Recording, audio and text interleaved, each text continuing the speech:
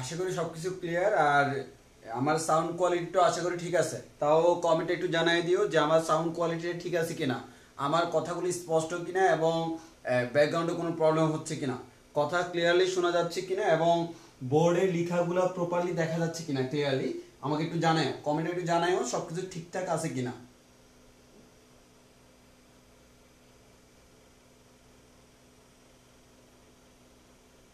আর আমি এর মধ্যে আমাদের গ্রুপগুলোতে একটু দিয়ে দিই যাতে করে সবাই ইজিলি জয়েন করতে পারে।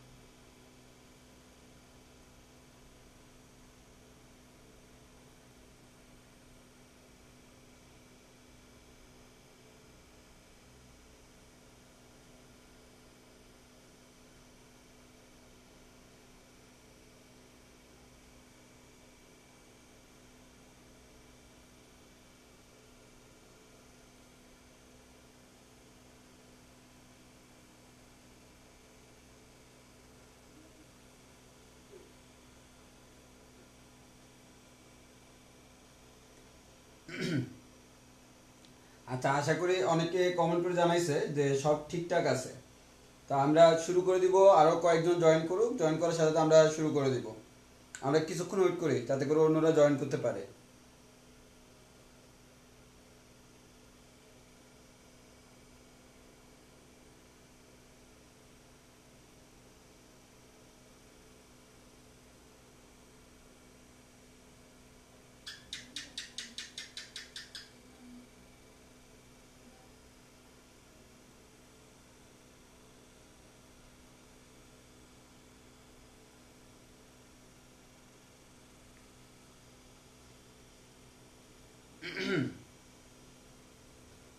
আচ্ছা, আমাদের লাস্ট দিনের মতো তোমাদেরকে যে কাজটা করতে হবে, যার যার নিজের নাম দিয়ে নিচে একটু লিখে দাও, যে কমেন্ট করে দাও যে তোমরা কে কে ক্লাসে আসো, কে কে নাই।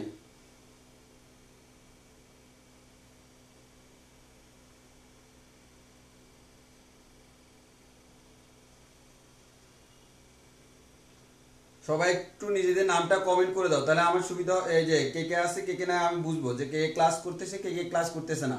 তুমি জাস্ট নিজের এই যে নিকনেমটা লিখলে হবে, নিকনেমটা কমেন্টে লিখো, তাহলে আমি পরে কাউন্ট করে নিব।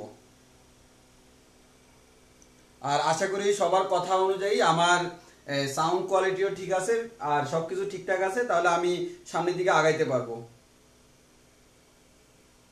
হ্যাঁ, মোটামুটি অনেকে জয়েন করে ফেলছে, আমি শীঘ্রই শুরু করে ফেলবো।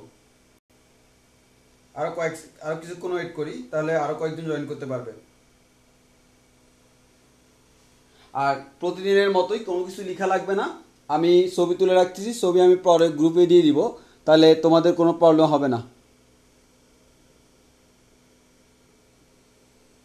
ছবি আমি গ্রুপে দিয়ে দিব, তাহলে এই যে কারো কোনো প্রবলেম হবে না, আশা করি যে তোমরা ছবি থেকে পরে নোট করে নিতে পারবা।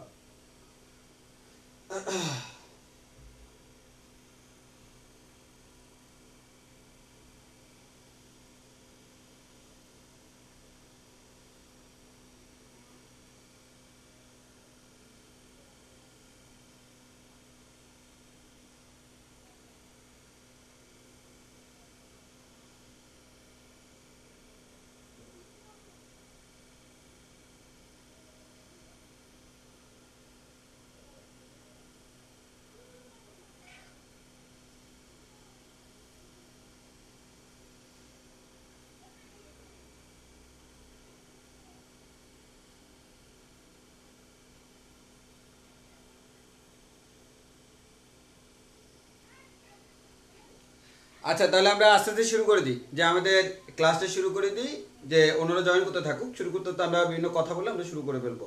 তো প্রথমত আসি, আমরা আমাদের সেকেন্ড ইয়ারের যে কার্যক্রমটা শুরু করছি সেক্ষেত্রে কিন্তু আমরা তোমাদেরকে আগেই জানিয়ে দিয়েছিলাম যে আমাদের 1 তারিখ থেকে 10 তারিখ পর্যন্ত আমরা সবগুলো ক্লাস ফ্রি ক্লাস দিব, অর্থাৎ এই ক্লাসগুলোর উপর কোনো শর্ত আরোপ নাই, যে কেউ ক্লাসগুলো করতে পারবে। তো এই ক্ষেত্রে হচ্ছে আমাদের হিসাব অনুযায়ী আমাদের আজকের পর ফিজিক্স আর ম্যাথ ক্লাস হবে 11 তারিখে। তো 11 তারিখ যেহেতু আমাদের এই 10 তারিখের ভিতর পড়তেছে না, আজকে হচ্ছে আমাদের ফ্রি লাস্ট ক্লাস। তো আজকে আমাদের মোটামুটি আমরা গত ক্লাসে যেখানে শেষ করছিলাম সেখান থেকে শুরু করব এবং আমরা এই চ্যাপ্টারের মেইন যে থিম ওই থিমে আমরা আজকে ঢুকে যাব, অর্থাৎ আজকে থেকে আমরা এই চ্যাপ্টারের মেইন জায়গায় ঢুকে যাব। থার্মোমিটার শেষ করে আমরা তাপগতিবিদ্যার ভিতরে ঢুকে যাব। তখন আমাদের যে ওইখানে খুব ভালো ভালো কিছু কনসেপ্ট আসবে, যেখানে অনেক কিছু বুঝার আছে। আর এতটুকু বিশ্বাস রাখতে পারো, ক্লাসগুলো প্রপারলি করলে তোমার কনসেপ্টে কোনো ঝামেলা হবে না, কারণ আমরা এখানে সম্পূর্ণ বেসিক ক্লিয়ার করে তোমাকে পড়াবো। তো তাহলে আমি প্রথমে বলে রাখি, এই অধ্যায়ের আমরা কিন্তু অলরেডি এর আগে 3টা ক্লাস নিয়ে নিয়েছি, আজকে হচ্ছে আমার 4 নাম্বার ক্লাস। তো আজকে আমরা এর আগে যতটুকু নিয়েছিলাম তারপর থেকে শুরু করব। তার আগে আমি একটু কথা বলে রাখি, এর আগে কিন্তু আমরা যে ক্লাসগুলো নিয়েছিলাম সেখানে আমরা প্রথম দিকে তাপ কি, তাপমাত্রা কি, তাপমাত্রার পার্থক্য, দেন হচ্ছে আমাদের এই যে ক্যালোরিমিতি তো আমাদের সিলেবাসে নাই, তবে ক্যালোরিমিতির ম্যাথগুলো আমাদের করতে হবে। আর ক্যালোরিমিতির মূলনীতি আমরা বলছিলাম গৃহীত তাপ সমান বর্জিত তাপ, এই কনসেপ্টটা মাথায় রেখে কিন্তু আমরা ক্যালোরিমিতির ম্যাথ করবো, যেগুলো আমাদের আসে, কারণ এটা 9 10 তুমি করে আসছো। ইন্টারমিডিয়েটে এটা ব্যাখ্যা করে নেই, তবে ম্যাথের ক্ষেত্রে করতে হয়। দেন আসো, এরপরে তোমাকে যে কাজটা করতে হবে সেটা হচ্ছে আমরা পড়ছিলাম থার্মোমিটার। আমরা একটা কথা বলছিলাম, আমরা থার্মোমিটার 2টা পদ্ধতিতে ডেভেলপ করতে পারি। একটা হচ্ছে এক স্থির বিন্দু দিয়ে, আর একটা হচ্ছে 2 স্থির বিন্দু দিয়ে। সেক্ষেত্রে আমাদের সবচেয়ে বেশি ব্যবহৃত হয় হচ্ছে 2 স্থির পদ্ধতি, যার কারণে আমরা শুরু করছিলাম 2 স্থির পদ্ধতি দিয়ে। এখন 2 স্থির পদ্ধতিতে আমি তাপমাত্রা কিভাবে মেজারমেন্ট করব, সেই মেজারমেন্টের জন্য আবার আমাকে দেখতে হবে তাপমাত্রার একক কি। এই তাপমাত্রার এককে যাই আমি দেখলাম তাপমাত্রার একক হচ্ছে 5 ধরনের। একটা হচ্ছে আমার Celsius, Fahrenheit, Kelvin, Roman, Rankine, যার কারণে আমার যে কোনো একটা থার্মোমিটার তাকে আমার 5টা স্কেলে বের করা লাগতে পারে। তো আমরা দেখাইছিলাম কোন স্কেলে কেমন হবে এবং কিভাবে তাপমাত্রাটা মেজারমেন্ট করতে হয়। এবং এরপরে আমরা লাস্ট ক্লাসে কিছু ম্যাথও করাইছিলাম, এবং আমরা ভালো থার্মোমিটারের ম্যাথও করাইছি, ত্রুটিপূর্ণ থার্মোমিটারের ম্যাথও করাইছি। অর্থাৎ আমরা বলছিলাম কোন একটা থার্মোমিটার সেটা ভালো হোক আর খারাপ হোক, S-M/B-M এই অনুপাতটা সবসময় কেমন হবে, সমান হবে, সেই কনসেপ্ট মেনটেন করে আমরা গত ক্লাসে ম্যাথ করছিলাম। এখন আমরা 2 স্থির পদ্ধতি আমাদের সম্পূর্ণরূপে শেষ, এবং সেখান থেকে আমরা আরেকটা জিনিস করছি। আমাদের একটা পরিচিত 2 স্থির পদ্ধতির থার্মোমিটার হচ্ছে আমাদের ডাক্তারি বা ক্লিনিক্যাল থার্মোমিটার। ওই ক্লিনিক্যাল থার্মোমিটারে কি কি হয় না হয় সবকিছু আমি বলছিলাম। আর তোমাদেরকে আরেকটা কথা, ইম্পর্টেন্ট কথা বলে রাখি, তোমাদের বইতে কিন্তু সবকিছু নাই। ইন্টারমিডিয়েটে এরকম 13-14টা রাইটার আছে, তুমি কয়টা পড়বা? তুমি শুধুমাত্র সাধারণ তপন স্যারের বইটা পড়বা। রেফারেন্স হিসেবে ইসাক স্যার পড়তে পারো, না পড়লেও সমস্যা নাই, কারণ তপন স্যারের বইয়ে যা যা নাই, এক্সট্রা যা যা পড়া লাগবে সবকিছু আমি তোমাকে বলে দিব। যেমন ফর এক্সাম্পল, আমরা কিন্তু একটা বড়সড় চার্ট পড়েছিলাম 1 নাম্বার ক্লাসে, যে বিভিন্ন ধরনের থার্মোমিটার, যে আমাদের সেখানে দেখছিলাম আমরা তরল থার্মোমিটার, তারপর ছিল আমাদের স্থির চাপে গ্যাস থার্মোমিটার, স্থির আয়তনে গ্যাস থার্মোমিটার, পাইরোমিটার ছিল, তাপযুগল থার্মোমিটার ছিল, অনেক ধরনের থার্মোমিটার আমরা পড়ছিলাম, থার্মিস্টর থার্মোমিটার ছিল। তো এখন হচ্ছে ওই জিনিসগুলো হয়তো তোমার তপন স্যারের বইতে নাই, ইসাক স্যারের বইতেও নাই, কিন্তু ঠিক সেম জিনিসটা আছে জ্ঞান স্যারের বইতে। তো তোমার এত অ্যানালাইজ করার দরকার নেই, অ্যানালাইজ যা করার আমি করবো, তুমি শুধুমাত্র রেডিমেড নিয়ে নিবা। যে এক্সট্রা যা পড়াচ্ছি এটা মনে করিও না যেটা হুদয় পড়াচ্ছি, সবগুলো আমার লাগবে, ওই জন্য এক্সট্রা পড়াচ্ছি। তোমার তপন স্যারের বইতে নাই, হয়তো অন্য বইতে আছে। আবার তুমি রিডিং পড়ার মাঝখানেও দেখবা হঠাৎ করে চলে আসে এক্সাম্পল দিয়ে দিল পাইরোমিটার, কিন্তু কোথাও উল্লেখ করে নাই পাইরোমিটার কি জিনিস। তো আমাদেরকে অনেক কিছু ভেবে চিন্তে লেকচারগুলো গুছাইতে হয়। আর তুমি যদি বই থেকে রেডিমেড সবকিছু বুঝে যাইতে পারো, তাহলে তো আর আমাদের লেকচার শোনার কোনো প্রয়োজন নাই। তো আমরা যে কাজটা করতেছি, মোটামুটি তোমার যা যা লাগবে না লাগবে, যা যা লাগবে সব কিছু আমরা সুন্দরভাবে গুছানোর চেষ্টা করতেছি। এবং তোমরা তো ভালো করেই জানো, আমাদের লেকচারগুলো যখন কমপ্লিট করবো তখন তুমি দেখবা তোমার এইচএসসি অ্যাডমিশন কোনোটাতে কোনো প্রবলেম হবে না, কারণ সব কিছু আমরা এখানে ফোকাস করব। মেইন হচ্ছে বেসিকটা যার যত স্ট্রং তার জন্য হচ্ছে আমার ফিজিক্স তত বেশি সোজা। তো আমি একটু দেখি কয়জন জয়েন করছে, দেন আমি ক্লাসটা এই যে আজকের লেকচার দেওয়া শুরু করে দিব। তো আমরা আগে বলছিলাম আমরা 2 স্থির পদ্ধতি কমপ্লিট করছি গত ক্লাসে। আজকে হচ্ছে আমরা 1 স্থির পদ্ধতি করব, 1 স্থির পদ্ধতির আবার ম্যাথ করব। 1 স্থির পদ্ধতি ম্যাথ করার পর যাই আমরা যে কাজটা করব, 1 স্থির পদ্ধতিতে ম্যাথ করার পর এরপর আমরা তাপগতিবিদ্যার মধ্যে ঢুকে যাব। ওই তাপগতিবিদ্যার মধ্যে ঢুকে আমরা সেখানে যা যা লাগে সেই জিনিসগুলো পড়ব। এবার আসি, তাহলে আমাদের অনেকেই জয়েন করছে, আমরা আমাদের ক্লাস শুরু করি। 1 নাম্বার কথা, কোনো কিছু লেখার প্রয়োজন পড়বে না। তুমি জাস্ট ভালোভাবে বুঝার ট্রাই করো, কনসেপ্টটা ক্লিয়ার করবা, যা লিখার ক্লাসের পরে লিখবা, আমি ছবি দিয়ে দিব, ছবি দেখে দেখে লিখে ফেলবা। এবার আসো, তাহলে আমরা আজকে যে জিনিসটা পড়বো সেটা হচ্ছে এক স্থির বিন্দু ব্যবহার করে তাপমাত্রার স্কেল নির্ধারণ। গত লেকচারগুলোতে আমি স্থির বিন্দু ব্যবহার করছিলাম কয়টা? দুইটা, একটা হচ্ছে ঊর্ধ্ব স্থির বিন্দু আর একটা হচ্ছে নিম্ন স্থির বিন্দু। আর আজকে আমরা ব্যবহার করব স্থির বিন্দু একটা। ওই একটা কে এবং কেন সেটা আমরা পড়বো। তো প্রথম কথা হচ্ছে এক স্থির আর দুই স্থির, এই দুইটার মধ্যে কোনটা সবচেয়ে বেশি ব্যবহৃত হয়? আনসার হলো দুই স্থির পদ্ধতি সবচেয়ে বেশি ব্যবহৃত হয়। এবং এখন আমার প্রশ্ন হলো, যেহেতু দুই স্থির পদ্ধতি সবচেয়ে বেশি ব্যবহার হয়, তাহলে কেন আমার এক স্থির পদ্ধতির প্রয়োজন? দেখো, আমি তোমারে বলছি সবচেয়ে বেশি ব্যবহৃত হয়, এটা বলে নেই যে সব জায়গায় দুই স্থির পদ্ধতি ব্যবহৃত হয়। এর মানে কিছু কিছু জায়গায় আমার এক স্থির লাগে। সেক্ষেত্রে আমার যে জিনিসটা আমরা দেখি দুই স্থির পদ্ধতির, আমার কথা হচ্ছে দুই স্থির পদ্ধতিতে যদি কোনো অসুবিধা না থাকে, আমার তো এক স্থির পদ্ধতির প্রয়োজন নাই। তাহলে আমার দুই স্থিরে অসুবিধা, ওই কারণে এক স্থির আনবো। এবার আসি কি কি অসুবিধা। এক নম্বর অসুবিধা, আসো দুই স্থির পদ্ধতিতে আমার অসুবিধা হচ্ছে, এক নম্বর অসুবিধা হচ্ছে বিশুদ্ধ বরফ ও পানির সাম্যাবস্থায় আনা অসুবিধাজনক। দুই স্থির পদ্ধতির আমরা ডেফিনেশন দেওয়ার সময় আমরা নিম্ন স্থিরাঙ্ক, ঊর্ধ্ব স্থিরাঙ্ক পড়ছিলাম, বরফ বিন্দু, স্টিম বিন্দু, সেখানে আমি ডেফিনেশন এইভাবে শুরু করছিলাম, যে তাপমাত্রায় আমাদের পানিটা বরফ হয়, বরফ থেকে পানি হয়। এখন আমার কথা হচ্ছে এই কারণে তোমার কি করা লাগবে? দুইটাকে সহ অবস্থান করা লাগবে। আবার আরেকটা হচ্ছে স্টিম বিন্দু। আমাদের এদিকে স্টিম বিন্দু আর বরফ বিন্দুর মধ্যে অনেক পার্থক্য আছে। তো আমার মেইন কথা হচ্ছে তোমাকে এই দুইটা লাইন মুখস্থ করতে হবে অনুদানমূলক প্রশ্নের জন্য। কি কি? দুই স্থির পদ্ধতি অসুবিধা হওয়ার কারণ হচ্ছে বিশুদ্ধ বরফ এবং পানি, বিশুদ্ধ বরফ এবং বিশুদ্ধ পানি কখনো সাম্যাবস্থায় আনা যায় না, বলবো না, আনা যায়, তবে আনাটা কি অসুবিধাজনক। যেহেতু বিশুদ্ধ বরফ এবং বিশুদ্ধ পানি সাম্যাবস্থায় আনা অসুবিধাজনক, ওই কারণে আমরা দুই স্থির পদ্ধতি ব্যবহারটা বাদ দিলাম না। আসলে যেখানে আমার এই ঝামেলাটা ফেস করে, সেখানে আমরা এটা ব্যবহার করি না।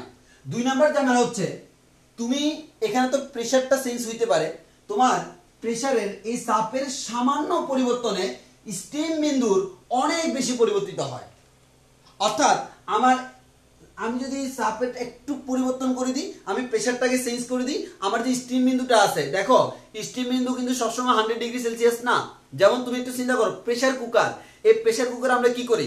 এই প্রেসার কুকার আমরা বেশি প্রেসার দেওয়ার কারণে সে স্টিম হওয়ার জন্য আর 100 লাগে না, তখন দেখা যায় সে আমাদের আরো কম তাপমাত্রায় কি হয়ে যেতে পারে? স্টিম হয়ে যেতে পারে। এর মানে আমার স্টিম বিন্দুটা এটা চেঞ্জ হইতে পারে, কার সাপেক্ষে? প্রেসারের সাপেক্ষে। ওই কারণে আমরা বলছিলাম নির্দিষ্ট চাপে, নির্দিষ্ট প্রেসারের জন্য আমাদের বরফ বিন্দু 0, স্টিম বিন্দু 100, কিন্তু প্রেসারটা চেঞ্জ করলে স্টিম বিন্দুটা চেঞ্জ হয়। এখন কথা হচ্ছে প্রেসারটা তুমি হালকা একটু চেঞ্জ করলে আমার স্টিম বিন্দুটা অনেক বেশি চেঞ্জ হয়ে যায়, যার কারণে যেখানে প্রেসারের আমাদের পার্থক্য আছে, প্রেসার চেঞ্জ হয়, সেখানে আমার এটা আমাদের কি খুব বেশি অসুবিধাজনক। তাহলে আমার দরকার কি? আমার দরকার এমন একটা জায়গা যেখানে আমার এই ধরনের ঝামেলা নাই। তার কারণে আমরা কি কোন পদ্ধতি নিই? এক স্থির পদ্ধতি নিই। এবার আসি, এই যে এক স্থির বললাম, এর মানে স্থির বিন্দু কয়টা? একটা। এবার প্রশ্ন হলো, ওই যে একটা স্থির বিন্দু সে কে? তাহলে আমার ওই যে একটা স্থির বিন্দু, তার নাম আমরা বলি ত্রৈধ বিন্দু। তাহলে আমাদের যদি প্রশ্ন করা হয় এক স্থির পদ্ধতিতে স্থির বিন্দু কে? স্থির বিন্দু হচ্ছে ত্রৈধ বিন্দু। এই ত্রৈধ বিন্দুকে আমরা বলি স্থির বিন্দু। কোন পদ্ধতিতে? এক স্থির পদ্ধতিতে। এবার আসো, কথা হলো এই যে আমি বললাম ত্রৈধ বিন্দু, এই ত্রৈধ বিন্দু জিনিসটা কি? এই ডেফিনেশনটা পরীক্ষার জন্য মোস্ট ইম্পর্টেন্ট, অনেকবার আসছে যে ত্রৈধ বিন্দু কাকে বলে। আমাদের প্রশ্নটা দেখো, আমাদের উত্তরটা দেখো, নির্দিষ্ট চাপে একটা নির্দিষ্ট পরিমাণ প্রেসার, তবে নির্দিষ্ট যে এমন না তুমি আমাদের 5 মিলিমিটার মার্কারে প্রেসার দিলা অথবা 6 মিলিমিটার মার্কারে প্রেসার দিয়ে তাতে রাখলা, এমন না। ওই প্রেসারটা হচ্ছে 4.58 মিলিমিটার মার্কারি প্রেসার। আবারও বলতেছি, ত্রৈধ বিন্দুর জন্য নির্দিষ্ট যে প্রেসারটা রাখবো, ওই প্রেসারটা কত? 4.58 মিলিমিটার মার্কারি প্রেসার। অর্থাৎ পারচ্ছাপ আর কি, ওই যে আমরা বলি না 76 সেন্টিমিটার পারচ্ছাপ, তাহলে আমরা এটাকে বলতে পারি 76 সেন্টিমিটার মার্কারি প্রেসার মানে পারচ্ছাপ। একইভাবে আমরা বলতে পারি এটাকে আমার 0.76 মিটার মার্কারি প্রেসার। একইভাবে 4.58 মিলিমিটার মার্কারি প্রেসার মানে কি? 4.58 মিলিমিটার পারচ্ছাপ। আর এখানে তো আমরা এই যে আমাদের আদর্শ গ্যাসে দেখাইছিলাম কিভাবে এখান থেকে কনভার্ট করা যায়, P = H rho G এই ফর্মুলা দিয়ে। এই 4.58 মিলিমিটার এটা কি উচ্চতা, তাহলে উচ্চতা দিয়ে দিব, আর এখানে ঘনত্ব হচ্ছে পারদের ঘনত্ব, জি এর মান দিয়ে দিলে আমি প্রেসারটা পেয়ে যাব, এর মানে সে কি পরিমাণ প্রেসার দেয়। তাহলে আমরা বলতে পারি 4.58 মিলিমিটার মার্কারি প্রেসার, এই প্রেসারটাকে আমরা চাইলে আমাদের প্যাসকেলে কনভার্ট করতে পারি এই সূত্রের সাহায্যে। তাহলে আমি যে জিনিসটা পাইলাম সেটা হচ্ছে 4.58 মিলিমিটার মার্কারি প্রেসার। এবার তুমি এখানে একটু ভালো করে খেয়াল করে দেখো, এই যে 4.58 মিলিমিটার মার্কারি প্রেসার, এই প্রেসারটা কনস্ট্যান্ট, এমসিকিউর জন্য মুখস্থ করতে হবে। তাহলে এত পারদ চাপে, এটা অ্যাডমিশনের জন্য লাগবে। এবার যে তাপমাত্রায়, তাপমাত্রা আমি জানি না কত তাপমাত্রা, যে তাপমাত্রায় বিশুদ্ধ পানি, এর মানে পানিগুলো বিশুদ্ধ না হলে হবে না, কঠিন, তরল, বায়বীয় এই তিন অবস্থায় সহ অবস্থান করে। সহ অবস্থান মানে কি একই সাথে অবস্থান করে, এর মানে এট এ টাইম কঠিন, এট এ টাইম তরল, এট এ টাইম বায়বীয়। অনেকে এটা নিয়ে একটু কনফিউজড হয়ে যায়। যেমন দেখো আমি একটা এক্সাম্পল দিই, আমার হাতে আমি একটা বরফের টুকরা এনে রাখলাম, বরফটা কি, আমার বরফের টুকরাটা আস্তে আস্তে আমি হাতে যদি রাখি এখানে, তাহলে আস্তে আস্তে গলা শুরু করবে না? অবশ্যই গলা শুরু করবে, 0°C তাপমাত্রায় থাকবে। তা এখন হচ্ছে আমার এই যে বরফটা, এই বরফটা কোন আমাদের কোন ধরনের, কঠিন না? আমাদের বরফটা হচ্ছে কঠিন পদার্থ। এই বরফটা আস্তে আস্তে গলতেছে, গলে কি হচ্ছে, পানি হচ্ছে। ওই পানিটা কোন ধরনের পদার্থ? তরল পদার্থ। আবার বরফ থেকে কিছু পরিমাণ আমাদের কি হয়, স্টিমের মতো বের হয়, এটা হচ্ছে আমার গ্যাসীয়। তাহলে দেখো আমার ওই বরফটাই সেটা এট এ টাইম কঠিনও আছে, তরলেও আছে, বায়বীয় আছে, তিনটা এট এ টাইম আছে না? তাহলে আমরা বললাম এমন এই প্রেসার থাকা অবস্থায় এমন একটা তাপমাত্রা চুজ করতে হবে যে তাপমাত্রায় বিশুদ্ধ পানিকে যদি আমি রাখি, ওই বিশুদ্ধ পানি কঠিন, তরল, বায়বীয় এই তিনটা অবস্থায় সহ অবস্থান করতে পারে। এর মানে এট এ টাইম কঠিন, এট এ টাইম তরল, এট এ টাইম বায়বীয়। তখন আমি তাকে বলি ত্রৈধবিন্দু। এবং এই ত্রৈধবিন্দুর তাপমাত্রাকে আমরা বলি 273.16 কেলভিন। 273.16 কেলভিন তাপমাত্রাকে আমরা বলি ত্রৈধবিন্দুর তাপমাত্রা। এর মানে এত পরিমাণ প্রেসারে তুমি যদি এই তাপমাত্রায় কোনো বিশুদ্ধ পানিকে রাখো, ওই বিশুদ্ধ পানি এট এ টাইম কঠিন, তরল এবং বায়বীয় এই তিনটা অবস্থায় সহ অবস্থান করবে। তাহলে আমার ত্রৈধবিন্দুর তাপমাত্রা কত? এই টি আর মান হচ্ছে, ত্রৈধবিন্দু নিলে হচ্ছে ট্রিপল পয়েন্ট। এই ট্রিপল পয়েন্টে টি আর দ্বারা এটাকে টি টি আর দ্বারা প্রকাশ করা হয়। তাহলে টেম্পারেচার অফ ট্রিপল পয়েন্ট টি টি আর সমান 273.16 কেলভিন। এটা কোন ধরনের তাপমাত্রা? কেলভিন তাপমাত্রা, কেলভিন স্কেলে। তাহলে 273.16 কেলভিন, এটাকে আমরা বলি ত্রৈধবিন্দুর তাপমাত্রা। এটা এমসিকিউর জন্য মোস্ট ইম্পর্টেন্ট। এখন আসো, এখন হচ্ছে তাহলে আমরা জেনে গেলাম এক স্থির কেন, এরপর আমরা জানলাম এক স্থির কোনটা, ত্রৈধবিন্দু। এরপর হচ্ছে ত্রৈধবিন্দু কাকে বলে? নির্দিষ্ট চাপে, চাপটা কত? 4.58 মিলিমিটার মার্কারি প্রেসার। তাহলে আমাদের কোন তাপমাত্রা? 273.16 কেলভিন তাপমাত্রা। কি করে? কঠিন, তরল, বায়বীয় অবস্থায় সহ অবস্থান করে। কে করে? পানি। কোন ধরনের পানি? বিশুদ্ধ পানি। কথাগুলা ভালোভাবে মাথায় ঢুকাই নাও, কারণ আমি এখানে প্রত্যেকটা ওয়ার্ড আলাদা আলাদা বলছি একটাই কারণে, তোমরা এইসব জায়গায় ভুল করো। তাহলে যদি এই অবস্থাটা হয় তখন আমি তাকে বলি কি? ত্রৈধবিন্দু। এবার আসি এক স্থির পদ্ধতির সাহায্যে আমরা কি করব, এখন আমাদের তাপমাত্রাটা এই যে আগে যেরকম ওই যে আমরা শুরুতে একটা ফর্মুলা পাইছিলাম না, যে ফর্মুলার সাহায্যে আমি যে কোনো তাপমাত্রা নির্ণয় করতে পারি, এখন ওইটা হচ্ছে দুই স্থির, আজকে পড়বো এক স্থির। তাহলে আমরা দেখি আবার একবার গোড়া থেকে আসি। এক্সটাকে আমরা বলতেছি তার উষ্ণতা মিতিক ধর্ম, এটাকে আমরা কি বলতেছি? উষ্ণতা মিতিক ধর্ম। আর টিটাকে আমরা কি বলতেছি? তাপমাত্রা। তাহলে এখানে এক্স মানে কি? এখানে এক্স মানে হচ্ছে আমাদের উষ্ণতা মিতি ধর্ম, এবং এখানে যে টি, টি মিন্স তাপমাত্রা। এবার একটু ভালো করে খেয়াল করো, এক্স যদি উষ্ণতা মিতিক ধর্ম হয়, টি যদি তাপমাত্রা হয়, আচ্ছা কোন একটা বস্তুর তাপমাত্রা যত বাড়বে তার উষ্ণতামিতিক ধর্ম তত বেশি পরিবর্তিত হবে। মনে করো তাপমাত্রার সাথে সাথে উষ্ণতামিতিক ধর্ম বাড়ে, এর মানে তাপমাত্রা যত বাড়বে উষ্ণতামিতিক ধর্ম তত বাড়বে, তাপমাত্রা যত কমবে উষ্ণতামিতিক ধর্ম তত কমবে। এর মানে তাপমাত্রার সাথে উষ্ণতামিতিক ধর্মের সম্পর্কটা কেমন? সমানুপাতিক, যেটা আমরা আগেও বলছিলাম, আজকে আবার মনে করাই দিলাম। তাহলে আমরা বলতে পারি কোন একটা পথের উষ্ণতামিতিক ধর্ম কার সমানুপাতিক? তাপমাত্রার সমানুপাতিক। তাপমাত্রা চেঞ্জ করো, এটাও চেঞ্জ হবে। কিভাবে চেঞ্জ হবে? সমানুপাতিক হারে চেঞ্জ হবে। তাহলে আমরা এখানে x = একটা সমানুপাতিক ধ্রুবক কে বসালাম ইনটু টি। এখন আমি যদি বলি আমার দুইটা তাপমাত্রা, একটা তাপমাত্রা হচ্ছে আমার T1 আর একটা তাপমাত্রা হচ্ছে T2। এই T1 তাপমাত্রায় উষ্ণতামিতিক ধর্ম হচ্ছে x1, অর্থাৎ আমি তো জানি তাপমাত্রা চেঞ্জ করলে উষ্ণতামিতিক ধর্মটাও কি হয়, চেঞ্জ হয়। এখন আমি একটা তাপমাত্রা নিলাম T1 আর একটা তাপমাত্রা নিলাম T2। যখন তাপমাত্রা T1 তখন উষ্ণতামিতিক ধর্ম পেলাম x1, নাম দিলাম আর কি। এবার বলো তাপমাত্রা যদি আমি T1 থেকে পরিবর্তন করে T2 করি, উষ্ণতামিতিক ধর্ম কি আগের মতো থাকবে? অবশ্যই না। কেন থাকবে না? আগেই তো বলছি এটা সমানুপাতিক। T বাড়লে x বাড়বে, T কমলে x কমবে। তাহলে T যেহেতু পরিবর্তন হয়, x আমার পরিবর্তন হবে। তাহলে T1 তাপমাত্রায় উষ্ণতামিতিক ধর্ম নাম দিলাম x1, T2 তাপমাত্রায় উষ্ণতামিতিক ধর্ম নাম দিলাম x2।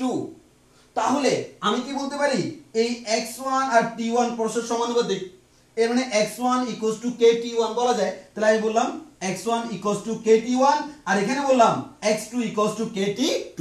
অর্থাৎ জাস্ট এটাই, এই সমীকরণে x এর জায়গায় x1, t এর জায়গায় t1, এই সমীকরণে x এর জায়গায় x2, t এর জায়গায় t2 বসালাম। এবার আমি কি করব, এটাকে নাম দিলাম সমীকরণ নাম্বার 1, এটাকে নাম দিলাম সমীকরণ নাম্বার 2। আমি চাচ্ছি এই দুটার মধ্যে রিলেশন করতে। তাহলে রিলেশন করলে কি হবে, একটাকে একটা দ্বারা ভাগ করলাম, এক নাম্বারকে দুই নাম্বার দ্বারা ভাগ করলাম। তাহলে ভাগ করলে কি হবে, বামে x1 বামে x2, তাহলে x1/x2, ডানে kt1 ডানে kt2, উপরে kt1 নিচে kt2, কে কে কাটাকাটি ওই জন্য আমরা লিখি নাই। তাহলে আমরা বলতে পারি x1/x2 t1/t2। এবার আসো আমার এখানে কি হবে, আমার এখানে তাপমাত্রা কয়টা আছে একটু খেয়াল করো। তুমি যখন দুই স্থির করছিলা তাপমাত্রা ছিল তিনটা। একটা হচ্ছে তুমি যেটা বের করবা থিটা, আর একটা হচ্ছে বরফ বিন্দু থিটা আইস, আর একটা ছিল স্টিম বিন্দু থিটা স্টিম। ওই কারণে এই তিনটা নিয়ে আমরা সমীকরণ বানাইছিলাম। বাট আজকে আমার সেই জিনিসটা নাই। কেন? আজকে আমার জাস্ট দুটো জিনিস। কি কি? একটা হচ্ছে আমি কোনটা বের করব, আমি যেটা বের করব সেটা হচ্ছে টি। সাপোজ ধরে নিলাম টি, থিটাও ধরতে পারো, কোনো সমস্যা না, আমি তাপমাত্রা টি ধরে নিলাম।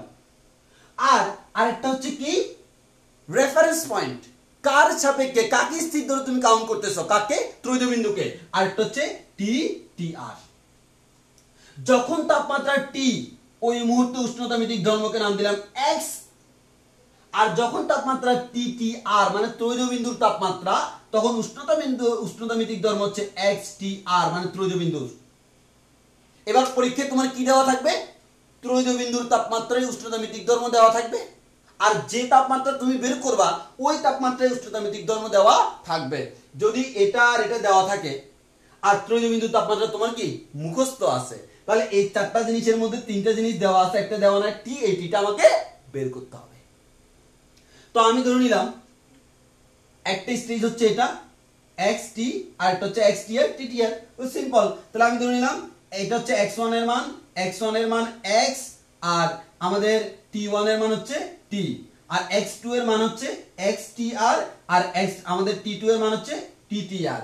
এর মানে জাস্ট সিম্পল যে আমাদের যখন তাপমাত্রা t তখন উষ্ণতামিতিক ধর্ম x, যখন তাপমাত্রা ত্রৈধ বিন্দুতে উষ্ণতামিতিক ধর্ম ত্রৈধ বিন্দুতে। এবার বলো এই পুরো ইকুয়েশন থেকে তুমি কার মান বের করবা?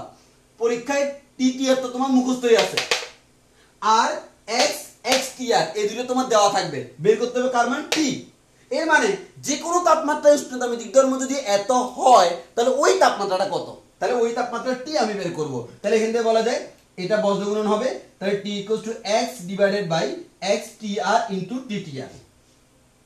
এবার ttr এর মান কত? 273.16, তাহলে 273.16 কেলভিন পেয়ে গেলাম। তাহলে আমরা এখান থেকে বলতে পারি আমাদের তাপমাত্রা t হচ্ছে x/xtr * 273.16, ওইটাকে আমি এখানে লিখলাম।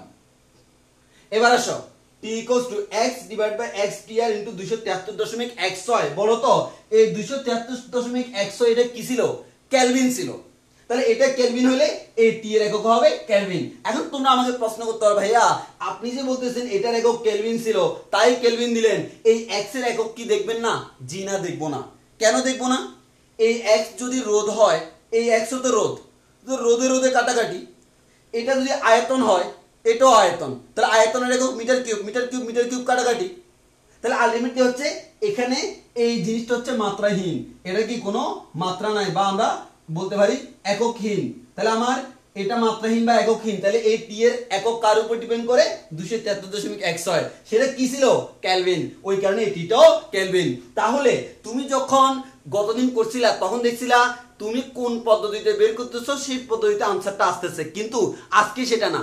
আজকে হচ্ছে তোমার এই ফর্মুলাটা একটাই, এই ফর্মুলা বসাবা, আনসার যেটা বের হবে সেটা কেলভিনে। এবার আসো, তোমাকে বললো স্থির আয়তনে গ্যাস থার্মোমিটার, তো যেহেতু বললো স্থির আয়তনে গ্যাস থার্মোমিটার, তাহলে কে চেঞ্জ হয়? প্রেসার চেঞ্জ হয়। তাহলে আমি উষ্ণতার দিকধর্ম নাম দিলাম প্রেসার পি, তাহলে এটা হচ্ছে ত্রয়োদশ বিন্দুতে প্রেসার ইন্টু 273.6। এখানে দেখো যে কোনো প্রেসার দেওয়া থাকবে, ত্রয়োদশ বিন্দুতে প্রেসার দেওয়া থাকবে, ওই যে প্রেসার দেওয়া থাকবে তার জন্য তাপমাত্রাটা আমি বের করবো। আনসার কিসে আসবে? কেলভিনে। এখন অনেকে আমাকে প্রশ্ন করতে পারে, ভাইয়া আমাকে এটা দিয়ে প্রশ্ন করলো সেলসিয়াস স্কেলে তাপমাত্রা কত? কোনো সমস্যা নাই, তো তুমি আনসার পাইলে কেলভিনে। গত ক্লাসে তোমাকে একটা ইকুয়েশন শিখাইছি না, c/5 equals to c/5 equals to f-32 divided by 9 equals to k-273 divided by 5 equals to r/4 equals to rn-492 divided by 5, এগুলো 9, এগুলো পড়াইছি না? তাহলে তুমি এখান থেকে সেলসিয়াস আর কেলভিনের রিলেশন করে এখান থেকে কনভার্ট করে ফেলো না, অর্থাৎ তোমার যেটা কনভার্ট করতে বলবে সেটা তুমি কনভার্ট করে ফেলবা, বাট এখানে কেলভিন ছাড়া অন্য কোনো পদ্ধতিতে আনার কোনো উপায় নাই। তাহলে আমার আনসার আসবে সবসময় কেলভিনে, কিচ্ছু না বললে কেলভিনে বের করবো, আর ওইখানে কিচ্ছু না বললে আমরা সেলসিয়াসে বের করতাম। তাহলে আমার এটাই হচ্ছে পার্থক্য। তো গতদিন এটা তো আমরা করাইছিলাম, তো আজকে আমরা একটা ম্যাথ করাই। হ্যাঁ, আজকে ম্যাথ করাই, তবে আমি এই বোর্ডের ছবিটা একটু তুলে নিই তোমাদের সুবিধার জন্য, পরে আমি দিয়ে দিব।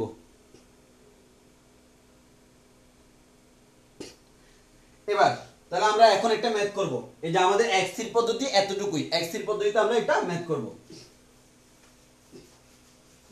কালকে একজন আমাকে প্রশ্ন করছিল, এই যে মেবি প্রসেনজিৎ সাহা আমাকে একটা প্রশ্ন করছিল যে ভাই আমি এই ফর্মুলা কখন ইউজ করব। তাহলে বুঝতেই পারতেছো গতদিন পর্যন্ত যা পড়েছিলাম তা হচ্ছে দুই স্থির পদ্ধতির জন্য। যখন এক স্থির পদ্ধতি বলবে তখন ফর্মুলা এটা, আর দুই স্থির পদ্ধতি বললে ওই যে পাঁচটা দেখাইছিলাম আমাদের সেলসিয়াস, ফারেনহাইট, কেলভিন, রোমান, র্যাঙ্কিনের জন্য, যে পাঁচটা যে কোনো একটা তুমি করবা, তবে কিচ্ছু না বললে তুমি সেলসিয়াসটা করবা। এবার আসি, এবার হচ্ছে আমরা ম্যাথ করব। হ্যাঁ,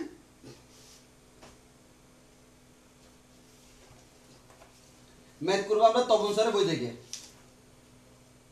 আচ্ছা, তপন স্যারের বইতে গতদিন 1.1 আমি করাইছিলাম, 1.3, 1.4, 1.5 এগুলো করাইছিলাম, মাঝখানে বাদ গেছে 1.2। ওই 1.2টা আমরা আজকে করাবো।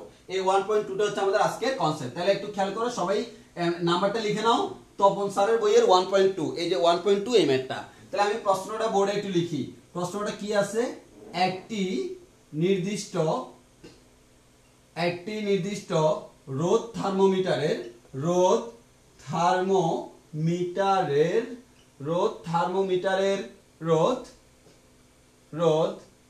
পানির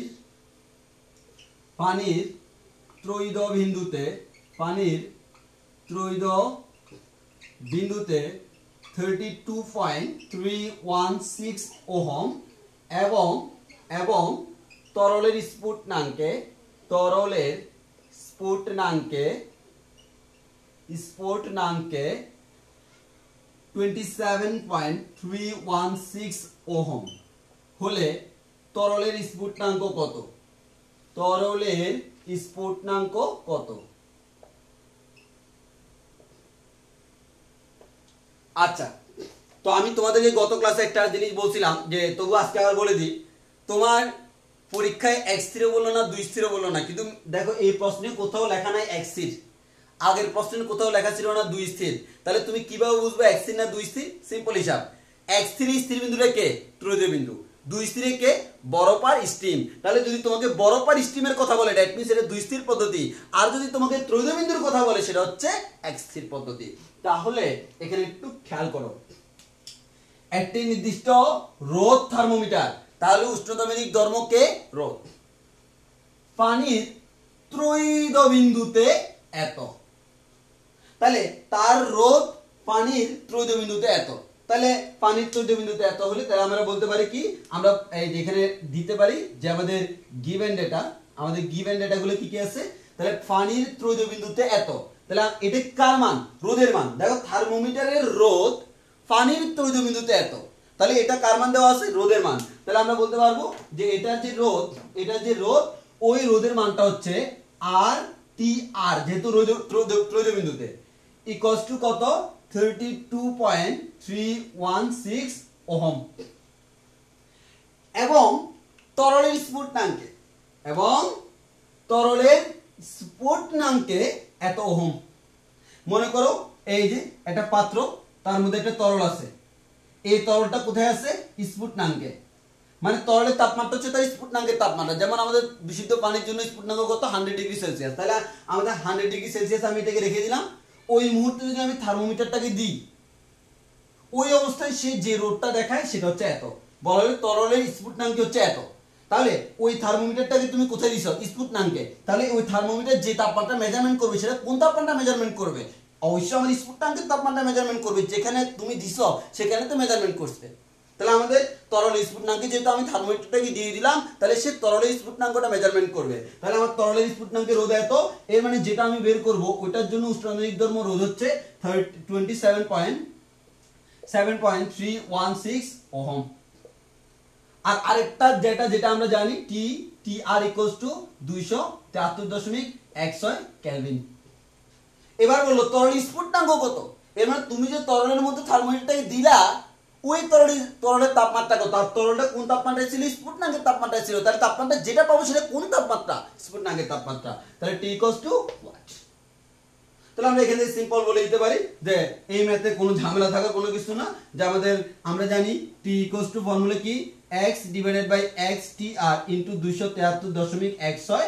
আনসারটা হবে কোন এককে? কেলভিন এককে। এখন প্রশ্ন হলো x মানে কি? উষ্ণায়নিক ধর্ম। এখানে কে? R। তাহলে আমরা এখানে x এর জায়গায় বসাবো R / R TR × 273.16। এবার দেখো তুমি ক্যালকুলেশন করো, R এর মানটা দেওয়া থাকবে 27.316 ওহম, আর এটা দেওয়া আছে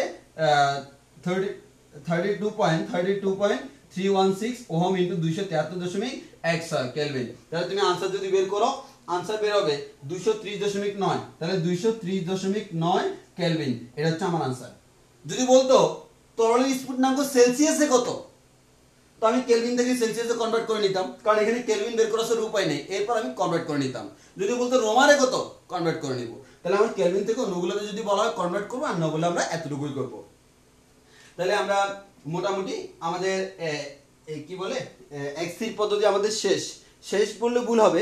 আমরা শেষ বলবো না, আমরা আরো একটু পড়বো, যে আরো কিছু ইম্পর্টেন্ট জিনিস। কারণ আমরা তো যেহেতু সবকিছু ভালোভাবেই শেষ করব, আমি লাভ মেরে যাওয়ার দরকার নেই। এখানে ভিতরে যা যা প্রশ্ন হইতে পারে সবকিছু আমি তোমাদেরকে বলবো। তো সেক্ষেত্রে তাহলে আমার এতটুকু গেল যে আমাদের এক্সির পদ্ধতি। এখন আসো আমি আরো কয়েকটা কথা তোমাদেরকে বলবো, সেই কথাগুলো একটু মনোযোগ দিয়ে খেয়াল করতে হবে। যে তোমাদের লাগবে, আমি শীটের মধ্যে অ্যাড করে রাখছি, তো সবাই একটু দেখি। এখানে দেখো, প্রথম কথা, এটার একটা সুবিধা, আমার এখানে যে আমরা বললাম ত্রৈধবিন্দু, এই ত্রৈধবিন্দু তাপমাত্রা কিন্তু নির্দিষ্ট এবং প্রেসারটাও নির্দিষ্ট। যেহেতু একটা নির্দিষ্ট প্রেসার এবং একটা নির্দিষ্ট টেম্পারেচারের জন্য সেটা সহ অবস্থান করতে পারে, এর মানে আমার এক্ষেত্রে তেমন কোনো ঝামেলা নাই। আগে যেরকম চেঞ্জ হয়ে যেত ওই ধরনের কোনো ঝামেলা নাই। আর আগে সহ অবস্থান করতে পারতো না, এখন করতে পারে। ওকে, দেন আমাদের এই যে কাজটা করা হলো, আমাদের এই যে বিভিন্ন ধরনের যে এককগুলা বা আমাদের এগুলো যে আমাদের সার্টিফাইড করে, এটা হচ্ছে আন্তর্জাতিক ওজন ও পরিমাপ সংস্থা এগুলো সার্টিফাইড করে। তো ওই কারণে তুমি কোনো কিছু নতুন করে করতে গেলে তার অনুমোদন লাগবে। তো আন্তর্জাতিক আমাদের ওজন ও পরিমাপ সংস্থা 1954 সালে একটা অধিবেশন করছিল। সেখানে যে কাজটা করলো, সেখানে হচ্ছে এই যে পানির ত্রৈধবিন্দুকে আমাদের এক স্থির পদ্ধতির স্থির বিন্দু হিসেবে আমাদের এই নির্বাচন করছিল। ওই কারণে আমরা পানির ত্রৈধবিন্দুকে স্থির বিন্দু হিসেবে বিবেচনা করি। এখন একটু ভালো করে খেয়াল করে দেখো, একটা জিনিস বুঝার আছে। তাহলে আমার প্রথম কথা হচ্ছে, এখানে একটা প্রশ্ন আসতে পারে, তাপমাত্রার এসআই একক কি? তাহলে মাথায় রাখবা, তাপমাত্রার এসআই একক হলো কেলভিন। তাপমাত্রা অনেকগুলো একক আছে, কিন্তু এসআই পদ্ধতিতে একক কি? কেলভিন। এর মানে তোমরা অনেকে কিন্তু ম্যাথ করার সময় ঝামেলা করে পেলো। তাহলে আমার এখানে এসআই পদ্ধতিতে করলে আমাদের তাপমাত্রা একক হচ্ছে কেলভিন। এখন আসো, তাপমাত্রা এসআই একক আমি পেলাম কেলভিন। আচ্ছা, আমি তোমাকে যদি বলি আমার এটা হচ্ছে 10 কেলভিন, হ্যাঁ, এই 10 কেলভিনের 10 ভাগের 1 ভাগকে আমরা কি বলবো বলতো? 1 কেলভিন বলবো না? 10 কেলভিনের 10 ভাগের 1 ভাগ, কারণ এই 10 কেলভিনের মানে কিভাবে লেখা যায়?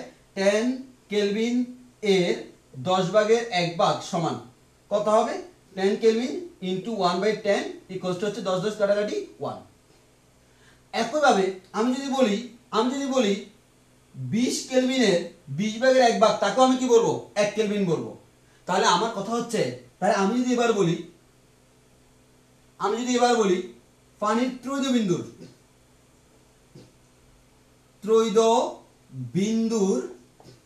তাপমাত্রার এই ত্রৈধ বিন্দুর তাপমাত্রাটা কত? কার ত্রৈধ বিন্দু? পানির। বিশুদ্ধ পানির ত্রৈধ বিন্দুর তাপমাত্রাটা কত? আমরা জানি এই তাপমাত্রা হচ্ছে 273.16 কেলভিন। এই তাপমাত্রার 1/273.16 কে, তাহলে এই তাপমাত্রা 273.16 ভাগের 1 ভাগকে আমরা কি বলবো? 1 কেলভিন বলবো। এটাকে 1 কেলভিন বলা হয়। এটা আমাদের অনেকে বুঝে না। তাহলে আমরা বলতে পারি পানির ত্রৈধ বিন্দুর 273.16 ভাগের 1 ভাগকে আমরা কি বলি? 1 কেলভিন বলি।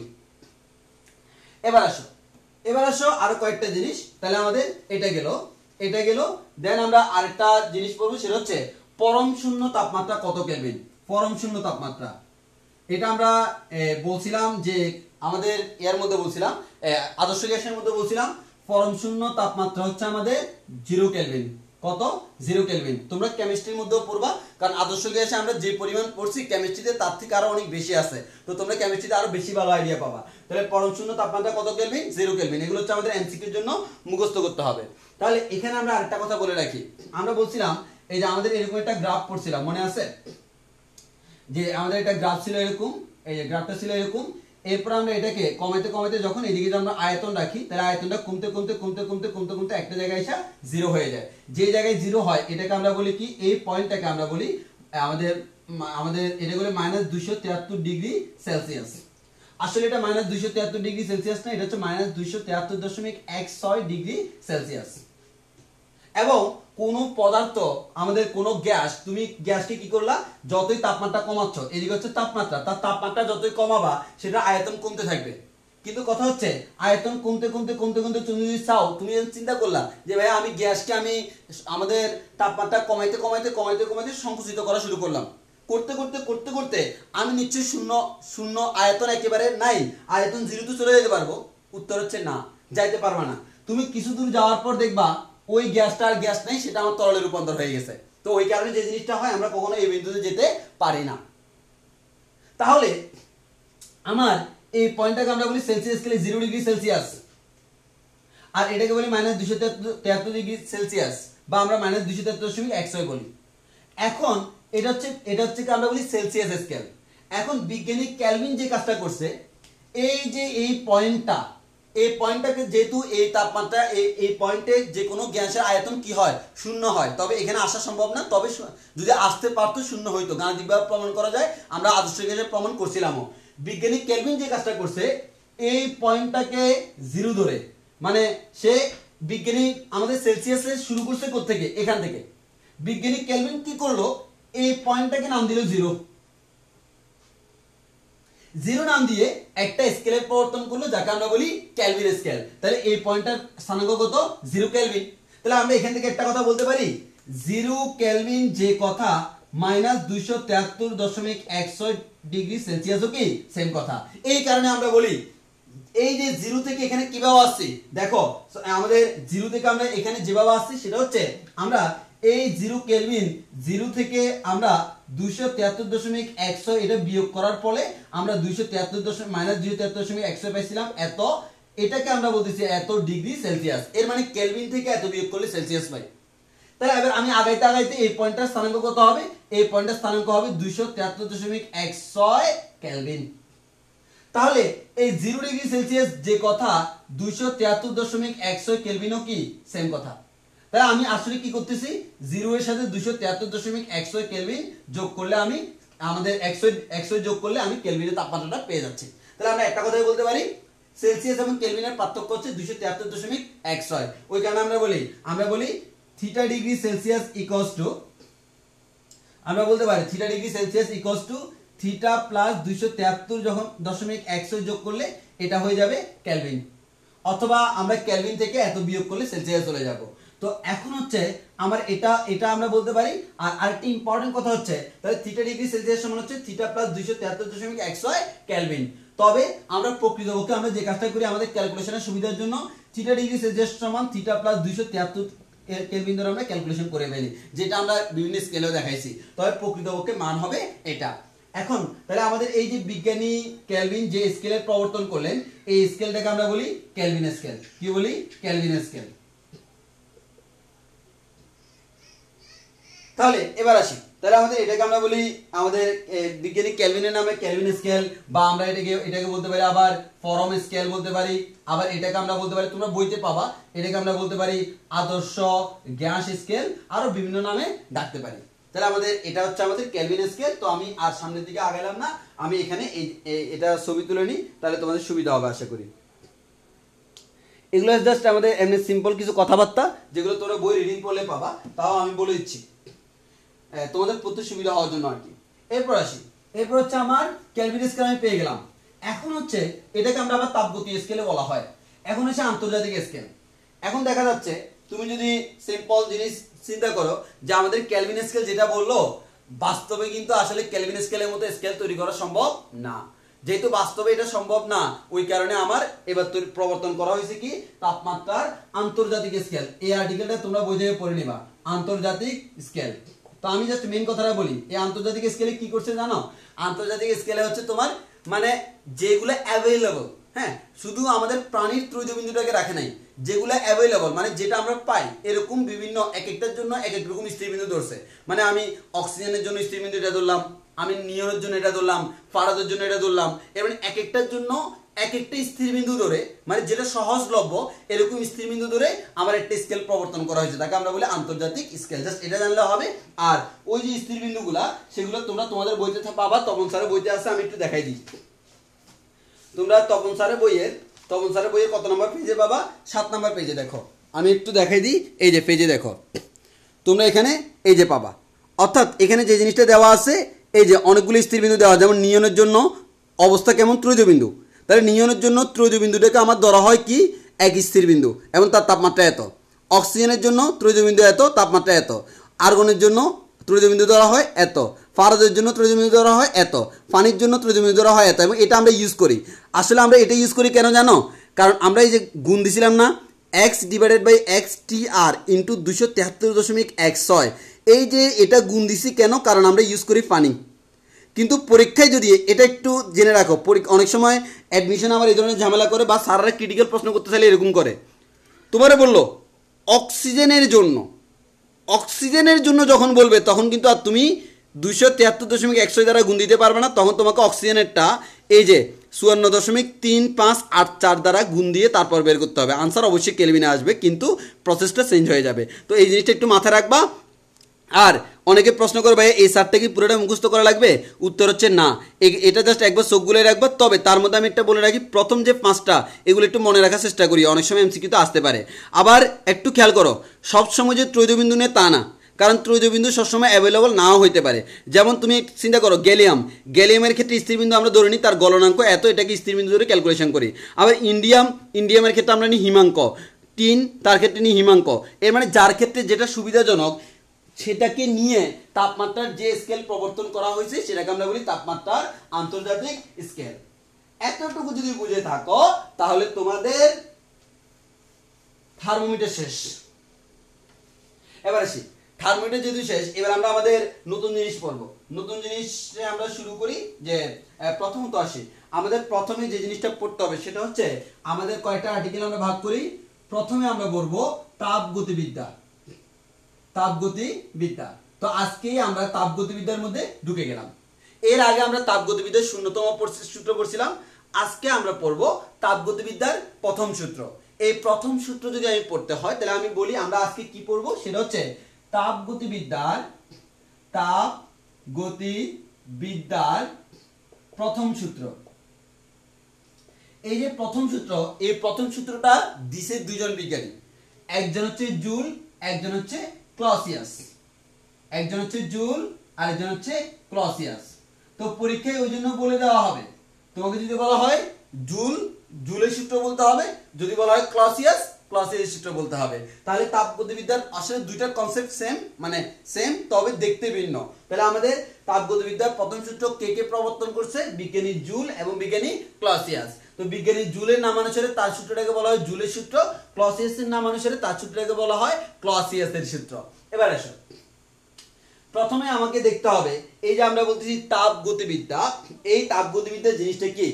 তাহলে এই তাপগতিবিদ্যা জিনিসটা হচ্ছে, একটু ভালো করে খেয়াল করো, আমরা এভাবে বলবো তাপ এবং যান্ত্রিক শক্তি, তাপ এবং যান্ত্রিক শক্তি এই দুইটার যে পারস্পরিক রূপান্তর, কি বললাম?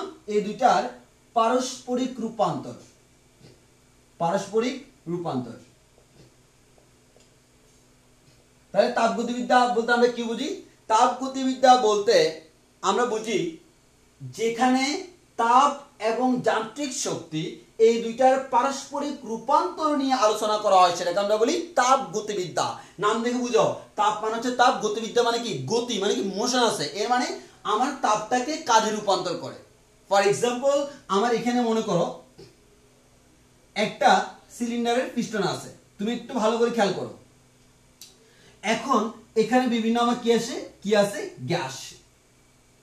এখন যদি একটু খেয়াল করে দেখো, তুমি যদি এখানে তাপ দেওয়া শুরু করো, যে তুমি এখানে আমাদের আগুন জ্বালাই দিয়ে তাপ দেওয়া শুরু করলা, এই ভিতরে গ্যাসগুলোর কি হবে? তার গতিশক্তি বাড়বে, মুভমেন্ট বাড়বে।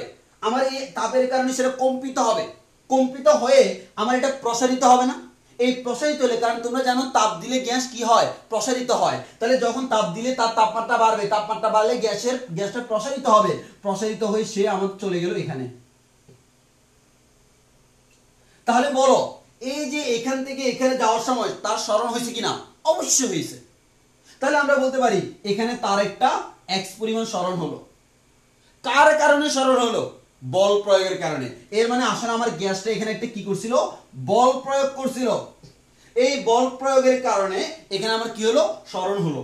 তো বল প্রয়োগের কারণে সরণ হলে সেখান থেকে কৃতকাজ বের করা যায়, ডব্লিউ ইকুয়াল টু হচ্ছে বল ইনটু বলের দিকে সরণ। তাহলে দেখো, এই যে আমার ছিল কি? আমার যেটা ছিল সেটা হচ্ছে এখানে তাপ দিছিলাম, কিন্তু শেষ পর্যন্ত কি পাইলাম? কাজ পাইলাম। এর মানে আমার তাপটা কাজে রূপান্তর হয়েছে কি হয় নাই? তাহলে আমরা এখানে একটা কথা বলতে পারি, আমি আমাদের একটা সিলিন্ডার নিলাম, এই সিলিন্ডারে নির্দিষ্ট পরিমাণ গ্যাস আছে, আমি যখন তাপ দিলাম গ্যাসের তাপমাত্রা বাড়বে, গ্যাসের তাপমাত্রা বাড়ার কারণে সেটা প্রসারিত হবে, আর সেটা যখন প্রসারিত হবে, সাইডে তো যাওয়ার কোনো জায়গা নেই, সাইডে এগুলো ফিক্সড, আর পিস্টনটা উঠানামা করতে পারে। তো পিস্টন যেহেতু উঠানামা করতে পারে, এটাকে আমরা বলি ইঞ্জিনের পিস্টন। আমরা সামনে আরো আলোচনা করব। অর্থাৎ কোন একটা ইঞ্জিন, হ্যাঁ, কোন একটা ইঞ্জিন যদি আমরা নিই, আমি একটু আসি, আমি এভাবে বলি, একটা ইঞ্জিনের যে পিস্টন, এই পিস্টনটা হচ্ছে দেখতে এরকম, যে মনে করো এটা হচ্ছে আমার একটা ইঞ্জিনের পিস্টন, এরকম আমাদের গোলাকার। তো তার মধ্যে আমার যে জিনিসটা হয়, তার মধ্যে হয় এটার সাইজের একটা জিনিস এভাবে উঠানামা করে, ওই জিনিসটাকে আমি এভাবে দেখাচ্ছি। এই যে হচ্ছে আমার ইঞ্জিন, তার মধ্যে ওই যে জিনিসটা উঠানামা করতেছে, এটা কিন্তু আমার গোল পুরো অংশটাকে আবদ্ধ করে রাখে, এবং এখান থেকে বের হওয়ার কোনো সুযোগ নাই, শুধু উপরে নিচে মুভমেন্ট করে। তাহলে একটু ভালো করে খেয়াল করে দেখি, এই যে আমার ইঞ্জিন, এটা কিন্তু গোল, দেখে গোল মনে না হলেও গোল। অর্থাৎ এই যে দেখো, এই দিক থেকে তাকাইলে যেরকম সেটা আমি দেখাচ্ছি, এই যে এই জিনিসটাকে আমি এভাবে আঁকছি, দেন এখানে আমার একটা কি আছে? ওই যে আমাদের পিস্টন আছে, এই পিস্টনটা যেটা উপরানামা করে এটাকে আমরা বলি পিস্টন। তাহলে এটা হচ্ছে আমার পিস্টনটা উঠানামা করতেছে। এবার আসি, আমার এখানে আমরা যে জিনিসটা পড়বো, একটু ভালো করে খেয়াল করে দেখো, আমি তাপ দিছিলাম কি? তাপ। তাপ দেওয়ার কারণে কি হলো? প্রসারণ। প্রসারণ মানে কি? গ্যাসগুলো প্রসারিত হলো। গ্যাসগুলো প্রসারিত হওয়ার কারণে কি হলো? আমার পিস্টনটা উপরে উঠলো। তাহলে আমরা বলতে পারি পিস্টনের সরণ হলো। এই পিস্টনের সরণ কেন হলো? কারণ তার উপর বল প্রয়োগ করা হয়েছে, তার উপর প্রযুক্ত বলের কারণে,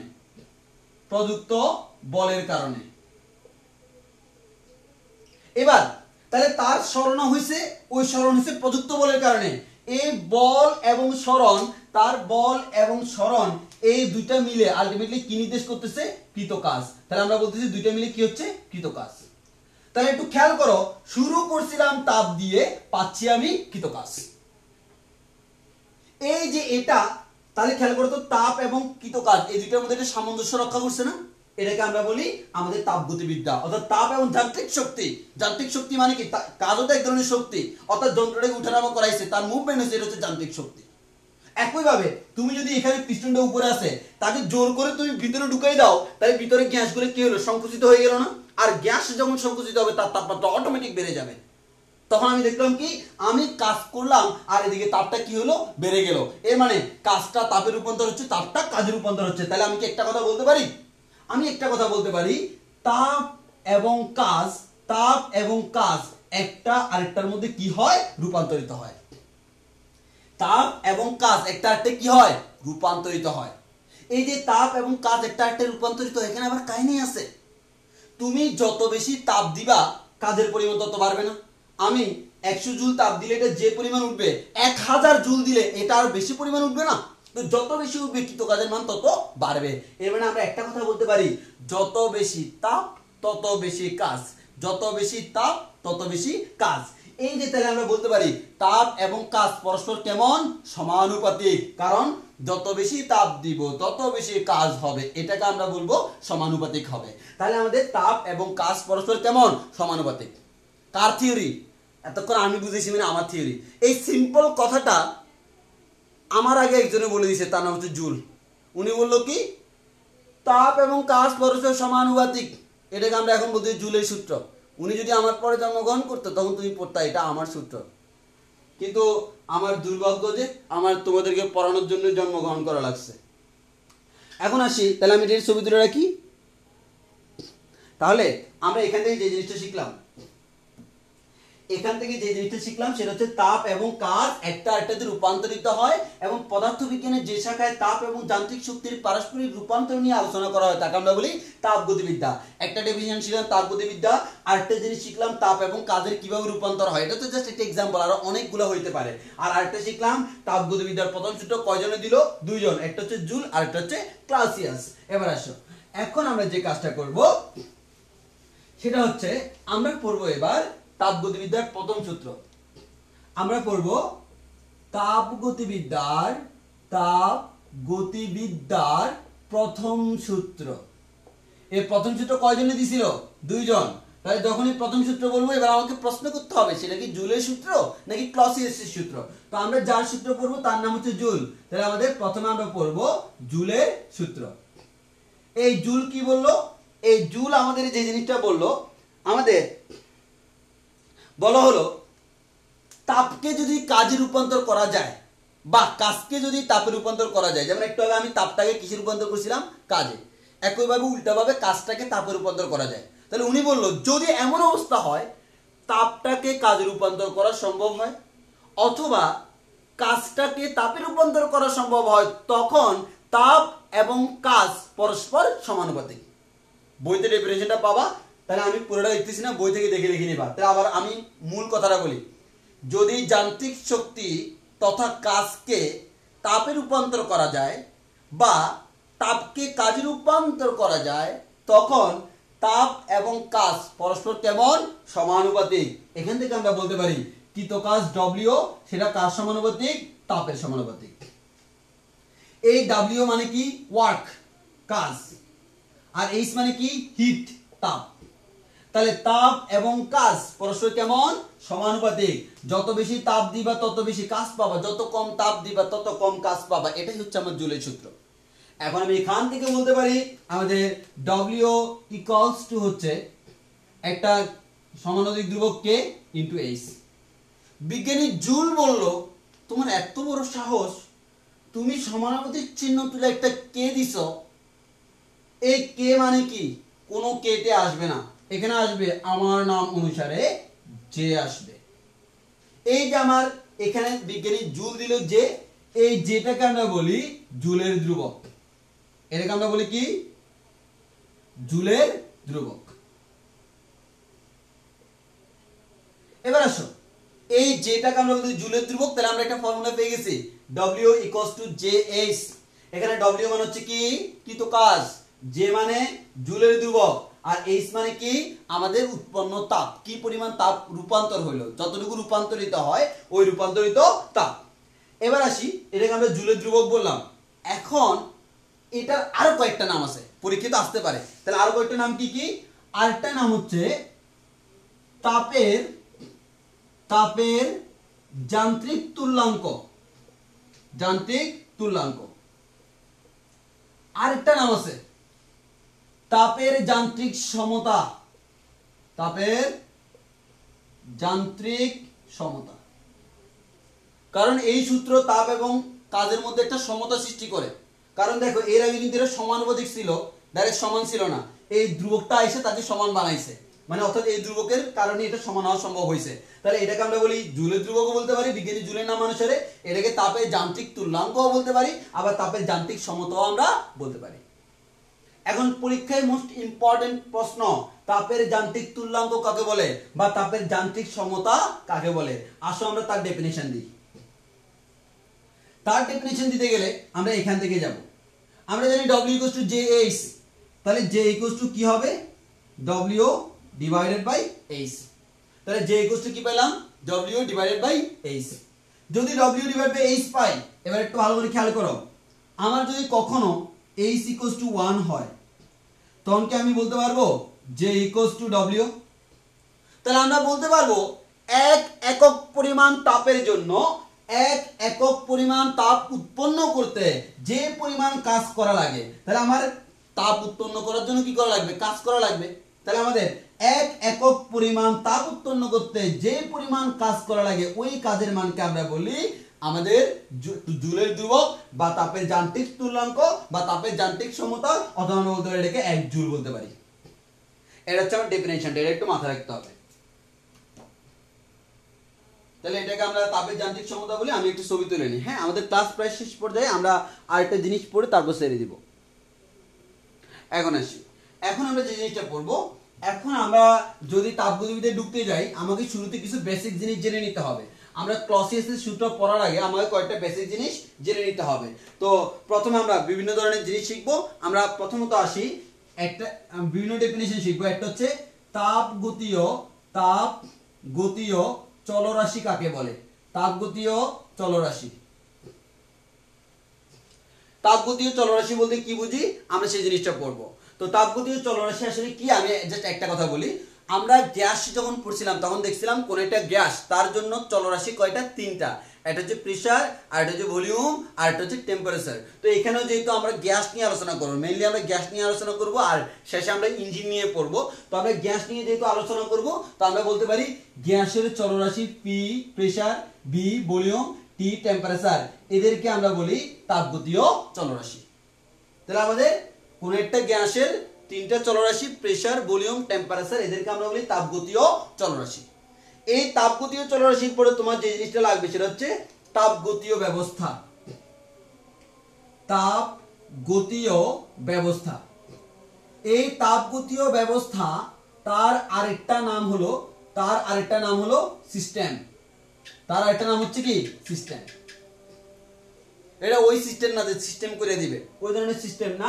এটা হচ্ছে তাপগতীয় ব্যবস্থা বা সিস্টেম। তোমরা অনেকেই জানো না সিস্টেম কি জিনিস, জানো, কিন্তু ওই এটাকে যে আরেকটা নাম বলা হয় তাপগতীয় ব্যবস্থা, সেটা অনেকেই জানে না। তাহলে সিস্টেম যে কথা, তাপগতীয় ব্যবস্থাও সেম কথা। এই সিস্টেম কি? আমরা পরীক্ষা নিরীক্ষার জন্য জড়জগতের কোনো একটা জিনিস আমাদের চুজ করে নিই। তার আগে আমি একটা কথা বলে রাখি, এখানে আমি শুধু সিস্টেম শিখবো না, এর আমি আর কয়েকটা জিনিস শিখবো। আমরা এখানে বাউন্ডারি শিখবো, আবার আমরা এখানে শিখবো পরিবেশ বা পরিপার্শ্ব, এই কয়েকটা জিনিস আমরা এখানে শিখবো। তো শিখার জন্য আমরা একটু ভালো করে খেয়াল করে দেখি। আমার এখানে মনে করো আমি কোন একটা এক্সপেরিমেন্ট করব।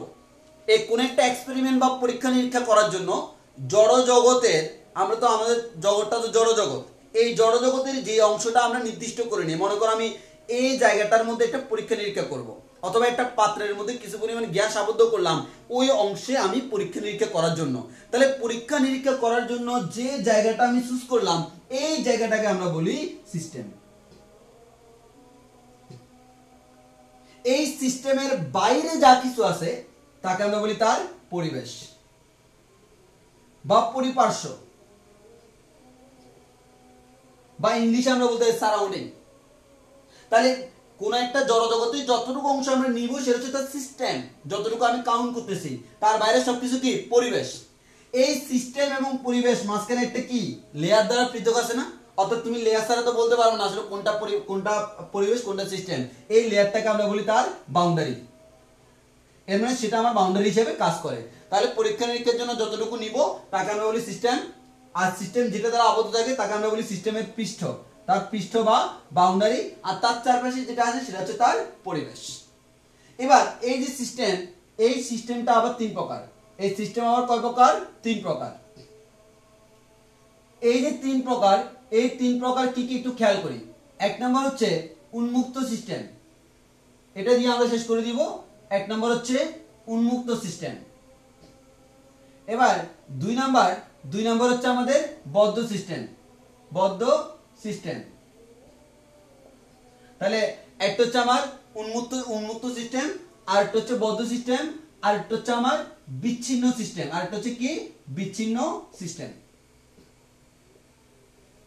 এবার আসি উন্মুক্ত, বিচ্ছিন্ন নাকি বদ্ধ সেটা আমি কার উপর ডিপেন্ড করে করি। আমার একটা সিস্টেমের দুইটা জিনিস আছে, একটা হচ্ছে তার এনার্জি বা শক্তি, আমরা কি বলতে পারি তার শক্তি, আর একটা হচ্ছে তার মাস বা ভর। আমরা একটা সিস্টেম, এই যে মনে করি একটা সিস্টেম নিলাম, এই সিস্টেম যদি তার শক্তির আদান প্রদান করতে পারে, মানে কি তার শক্তি বের হবে বা ডুববে, তার ভর আদান প্রদান করতে পারে, কিছু পরিমাণ ভর চলে যাবে বা ডুববে, এটার উপর ডিপেন্ড করে সিস্টেমকে তিনটা ভাগে ভাগ করা যায়। একটা হচ্ছে উন্মুক্ত সিস্টেম, আর একটা হচ্ছে বদ্ধ সিস্টেম, আর একটা হচ্ছে বিচ্ছিন্ন সিস্টেম। আমরা এবার ব্যাখ্যা করব এই যে একটা একটা করে উদাহরণ দিয়ে। তোমাদের বইতে উদাহরণ নাই, কিন্তু উদাহরণ ছাড়া এটা বুঝা খুবই মুশকিল, মনে রাখা যায় না। এক নাম্বার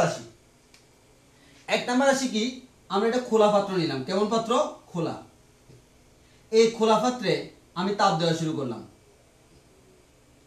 তাহলে খোলা পাত্রে যদি আমরা তাপ দিই, কেমন পাত্র? এটা হচ্ছে খোলা পাত্র। খোলা পাত্র, এই খোলা পাত্রে আমরা তাপ দিচ্ছি, তাপ প্রদান। বা আমরা খোলা পাত্রে মনে করো কিছু পরিমাণ তরল রাখলাম, মনে করো পানি রাখলাম, এই পানিগুলোকে আমরা কি করতেছি? সিদ্ধ করতেছি। এবার বলো, তুমি একটা পাত্রের মধ্যে পানি সিদ্ধ করতেছ, তোমার কি মনে হয় তুমি তাপ দিতে থাকলে পানিগুলো কি থাকবে না আস্তে আস্তে বাষ্পীভূত হয়ে হয়ে চলে যাবে? এক সময় আমি তাপ যদি এত বেশি দিই, সেটা আমার বাষ্পীভূত হয়ে হয়ে কি হবে? চলে যেতে পারবে। এই যে আমার বাষ্পীভূত হয়ে হয়ে চলে যাচ্ছে, কে চলে যাচ্ছে? ভিতরে যে পানি আছে, পানির কণা। এই পানির কণাগুলোর কি আছে? ভর আছে। এর মানে ভর চলে যাচ্ছে কিনা? যাচ্ছে। এর মানে তার যে ভর, এই ভরের স্থানান্তর হচ্ছে কি হচ্ছে না? হচ্ছে। তার ভরের স্থানান্তর হচ্ছে। এবার তুমি এই পানিগুলোকে মনে করো গরম করলা, গরম করে যদি তুমি কোথাও রেখে দাও, তোমার কি মনে হয় পানিগুলোকে আস্তে আস্তে ঠান্ডা হয়ে যাবে না? অবশ্যই হয়ে যাবে। ঠান্ডা কেন হয়? কারণ এই পানির মধ্যে কিছু তাপ আছে, সে কিছু তাপ অ্যাবজর্ব করে রাখছিল। তুমি অনেকক্ষণ যখন রেখে দিছো, আস্তে আস্তে তাপগুলো কি হয়? সে ছেড়ে দিয়ে রিলিজ করে। এই তাপটা এক ধরনের কি শক্তি। তাহলে তার যে তাপ শক্তি, এই তাপ শক্তিটা রিলিজ করতেছে না, তাহলে তাপ শক্তিটা বের হয়ে চলে যাচ্ছে। এর মানে তাপের স্থানান্তর হচ্ছে কি হচ্ছে না? হচ্ছে। তাহলে আমরা বলতে পারি তার এখানে যে তাপ শক্তি, এই তাপ শক্তি সেটারও কি হচ্ছে? স্থানান্তর হচ্ছে। তো আমরা যেহেতু তাপ শক্তি স্থানান্তর হচ্ছে, তাহলে আমরা বলতে পারি দুইটা জিনিস, যেটা একটা হচ্ছে ভর আর একটা হচ্ছে তাপ শক্তি, দুইটারই স্থানান্তর হয়। যদি কখনো এরকম হয় তার মধ্যে ভর এবং শক্তি দুইটারই স্থানান্তর হয়, তখন আমি তার নাম দিই হচ্ছে উন্মুক্ত সিস্টেম। তখন এই সিস্টেমটাকে আমরা নাম দিচ্ছি উন্মুক্ত সিস্টেম। তাহলে আমরা বলতে পারি যেই সিস্টেম ভর এবং শক্তি উভয়টাকে স্থানান্তরিত করে তাকে আমরা বলি উন্মুক্ত সিস্টেম। এখানে সিস্টেম বলতে কি বোঝায়? এই পাত্র দ্বারা আবদ্ধ পানি, এই পানি থেকে তাপও বের হইতে পারে, পানির কণাও বের হইতে পারে, ওই কারণে এটা হচ্ছে উন্মুক্ত সিস্টেম, মানে দুইটাই স্থানান্তরিত হইতে পারে। এবার আসি আমরা এবার একটা জিনিস নিই।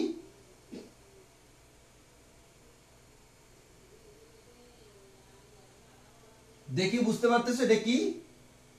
আমি বললে বুঝবা। এটার নাম হচ্ছে প্রেসার কুকার। Pressure cooker. এবার যখন তুমি প্রেসার কুকার নিবা, এই প্রেসার কুকারে কি হয় খেয়াল করো। এই প্রেসার কুকার গুলো দেখিও আমার এখানে ভিতরে যে ঢাকনা, এই ঢাকনাটা এমন ভাবে মেরে দেওয়া হয়, তুমি এই প্রেসার কুকারে যদি কোনো রান্না করো এখান থেকে কিন্তু কোনো পরিমাণ কণা বের হইতে পারে না। আমাদের প্রেসার কুকারের সুবিধা এটাই, সেটা একেবারে আবদ্ধ করে রাখে, বের হইতে দেয় না, যার কারণে ভিতরে প্রেসারটা বেড়ে যায়, তাড়াতাড়ি রান্না হয়ে যায়। তাহলে এই যে আমি প্রেসার কুকার নিলাম, এই প্রেসার কুকারে কি হচ্ছে খেয়াল করো তো। আমি যদি বলি ভর, এই ভরের কি স্থানান্তর হচ্ছে? তুমি প্রেসার কুকারে ভর নিলে, আচ্ছা বলো তো প্রেসার কুকারের ভিতরে তুমি পানি সিদ্ধ করতেছো সাপোজ, এখন এখান থেকে কণাগুলো বের হয়ে যাবে না, যাওয়ার কোনো তো জায়গা নেই, কারণ সবগুলো পথ বদ্ধ। এখানে খোলা পাত্র ছিল, এই কারণে বের হয়ে যেত, এখানে তো আবদ্ধ, এমন ভাবে আবদ্ধ, কোনো ছিদ্র নাই, যার কারণে ভরের স্থানান্তর সম্ভব নয়। এবার বলো, এই প্রেসার কুকারে তুমি পানি গরম করে প্রেসার কুকার শুদ্ধ যদি রেখে দাও, কিছুক্ষণ পরে কি এটা আস্তে আস্তে ঠান্ডা হবে না? অবশ্যই হবে। এবার প্রেসার কুকারের মাধ্যমে কিন্তু সে তাপটাকে রিলিজ করতে পারে। তো তাপটাকে রিলিজ করতে পারে মানে কি, তাপ শক্তির রূপ আমাদের স্থানান্তর হয়। তাহলে আমার তাপ শক্তির যে স্থানান্তর হয়, তাহলে আমার এই ইটা কি হয়, স্থানান্তরিত হয়। যদি কখনো এরকম হয় কোন সিস্টেম সে বর স্থানান্তর করে না কিন্তু শক্তির স্থানান্তর করে, তখন সেই সিস্টেমটাকে আমরা বলি আমাদের বদ্ধ সিস্টেম। এর মানে সে শক্তিটা শুধু স্থানান্তর করবে, কিন্তু ভিতর থেকে কোনো আমাদের কোনো কণা বাইরেও যাবে না, বাইরে থেকে কোনো কণা ভিতরেও আসবে না। এবার আসি আমরা আরেকটি এক্সাম্পল দিই। এটা হচ্ছে আমাদের চায়ের ফ্লাক্স। চায়ের ফ্লাক্স যেটা আছে, চায়ের ফ্লাক্সে কি করে বলতো? প্রথম কথা, তুমি যদি আমাদের ফ্লাক্সের ডেফিনিশনে যাও, হ্যাঁ তুমি বলতে পারো ভাই বাজারে অনেক ধরনের চায়ের ফ্লাক্স আছে, এই যে আমাদের 5-6 ঘন্টা রাখলে আস্তে আস্তে ঠান্ডা হয়ে যায়। আমি বলতে ফ্লাক্সের ডেফিনিশন কি? ফ্লাক্সের ডেফিনিশন হচ্ছে এটা কখনো ঠান্ডা হইতে দিবে না। তুমি বাজার থেকে কম দামে কিনলে সেটা কমিয়া, আর বেশি দামে কিনলে সেটা বেশি তোমাকে আউটপুট দিবে। বাট ফ্লাক্সের মেইন ডেফিনিশন কি? সে কোনো তাপ বের হইতে দিবে না, ঢুকতেও দিবে না। আবার ফ্লাক্সটা যখন তুমি ঢাকনা মেরে রাখছো, এখান থেকে কোনো কণা বের হইতে পারে না। তাহলে 1 নাম্বার কথা, এখান থেকে কোনো ভর বাইরে বের হইতে পারে না। তাহলে আমার ফ্লাক্স থেকে ভর বাইরে বের হইতে পারে না। এবার আছে শক্তি। যেহেতু ফ্লাক্সটা যদি জেনুইন হয়, তাহলে সে কোনো তাপ বেরোতে দিবে না, সেই তাপগুলোকে আবদ্ধ করে রাখবে। এই আবদ্ধ করার কারণে তার এখান থেকে আমরা যদি ফ্লাক্সের মধ্যে এনার্জির কথা বলি, এই এনার্জিটা ঢুকতেও পারে না, বের হইতে পারে না। এর মানে সে কোনো এনার্জি ঢুকতে হইতে না, বেরো হইতে পারে না। তাহলে আমরা বলতে পারি ফ্লাক্স এমন একটা জিনিস যেখান থেকে ভর বেরো হয় না, ঢুকে না, আবার শক্তি সেটা বেরো হয় না, ঢুকেও না। এই জিনিসটাকে আমরা বলি আমাদের দেখো এখানে কি ভর এবং শক্তি কোনোটারই স্থানান্তর হচ্ছে না, তাহলে আমরা এটাকে বলবো বিচ্ছিন্ন সিস্টেম। এটাকে আমরা কি বলবো? বিচ্ছিন্ন সিস্টেম। বিচ্ছিন্ন সিস্টেম। তো অলরেডি আমরা জেনে গেলাম, আমরা বাকিটা আমরা আগামী দিন পড়বো, যে আগামী দিনে আমরা যে জিনিসটা যাবো আমাদের ক্লসিয়াসের ফর্মুলায় যাবো। এর আগে আরো কয়েকটা ইম্পর্টেন্ট জিনিস জেনে, অভ্যন্তরীণ শক্তি, তারপর হচ্ছে আমরা তাপগতীয় প্রক্রিয়া অনেক কিছু জানবো। তো আপাতত আমার মেইন কথা হচ্ছে তাপগতীয়। আমরা কয়েকটা জিনিস জানলাম, তাপগতীয় চলরাশি কি, প্রেসার, ভলিউম, টেম্পারেচার, যেগুলো আমরা সেম যে এগুলোকে বলি তাপগতীয় চলরাশি। তাপগতীয় ব্যবস্থা বা সিস্টেম হচ্ছে যেটা আমাদের আবদ্ধ করে নিই জড়জগতের, আর বাউন্ডারি হচ্ছে আমার যেটা দ্বারা পৃথক থাকে, আর পরিবেশ বা পরিবেশ হচ্ছে আমার সিস্টেমের বাইরে সবকিছু। আর এই বাউন্ডারিটা একটা জিনিস মাথায় রাখবা, এই বাউন্ডারিটা আমার বাস্তবও হইতে পারে, অবাস্তবও হইতে পারে। বাস্তব বলতে কেমন? আসলে মনে করো তুমি কোন একটা সিলিন্ডারের ভিতরে গ্যাস রাখলা, দ্যাট মিন্স সিলিন্ডারের একটা পৃষ্ঠ আছে, ওই পৃষ্ঠে এটা আবদ্ধ, এটা হচ্ছে বাস্তবে আসলে বাউন্ডারি আছে। আর একটা হচ্ছে যেমন আমি আমার একটা রুমের মধ্যে একটা এক্সপেরিমেন্ট করব, আর তোমার কি মনে হয় এই রুমটাকে আমি আবদ্ধ করে ফেলছি? না, আমি জাস্ট ধরে নিলাম যে রুমটাকে আমি জাস্ট রুমটার মধ্যে আমি এক্সপেরিমেন্ট করব, তবে মোটামুটি এই রুমটাকে আমি আমার এক্সপেরিমেন্টের জন্য যাচাই করে নিলাম, অর্থাৎ দরজা বন্ধ করে নিলাম। কিন্তু তুমি দরজা যতই বন্ধ করো, একটা রুম কখনো 100 প্রপারলি আমাদের কি হয় না, আবদ্ধ হয় না, বা চারপাশে কোনো ডিরেক্ট কোনো বাউন্ডারি নাই, ওটাকে আমরা বলি ইমাজিনারি বা অবাস্তব। তাহলে আমার এই বাউন্ডারি বাস্তব হইতে পারে, অবাস্তব হইতে পারে। এরপর আছে সিস্টেমটা 3 প্রকার: উন্মুক্ত সিস্টেম, বদ্ধ সিস্টেম, বিচ্ছিন্ন সিস্টেম। কার উপর ডিপেন্ড করে? শক্তি এবং ভর স্থানান্তর করতে পারে কি পারে না তার উপর। যদি আমাদের ভর এবং শক্তি স্থানান্তর করতে পারে, উন্মুক্ত সিস্টেম। যদি ভর স্থানান্তর করতে না পারে কিন্তু শক্তি স্থানান্তর করতে পারে, সেটা হচ্ছে বদ্ধ সিস্টেম। কোনটাই স্থানান্তর করতে না পারলে সেটা হচ্ছে আমার বিচ্ছিন্ন সিস্টেম। তো আমাদের আজকে এতটুকুই, তোমরা বই থেকে পড়ে নিবা। আর কারো কোনো প্রশ্ন থাকলে একটু কমেন্টে জানাই দাও। কারো প্রশ্ন থাকলে কমেন্টে জানাও, আমি আনসার দিয়ে দিচ্ছি।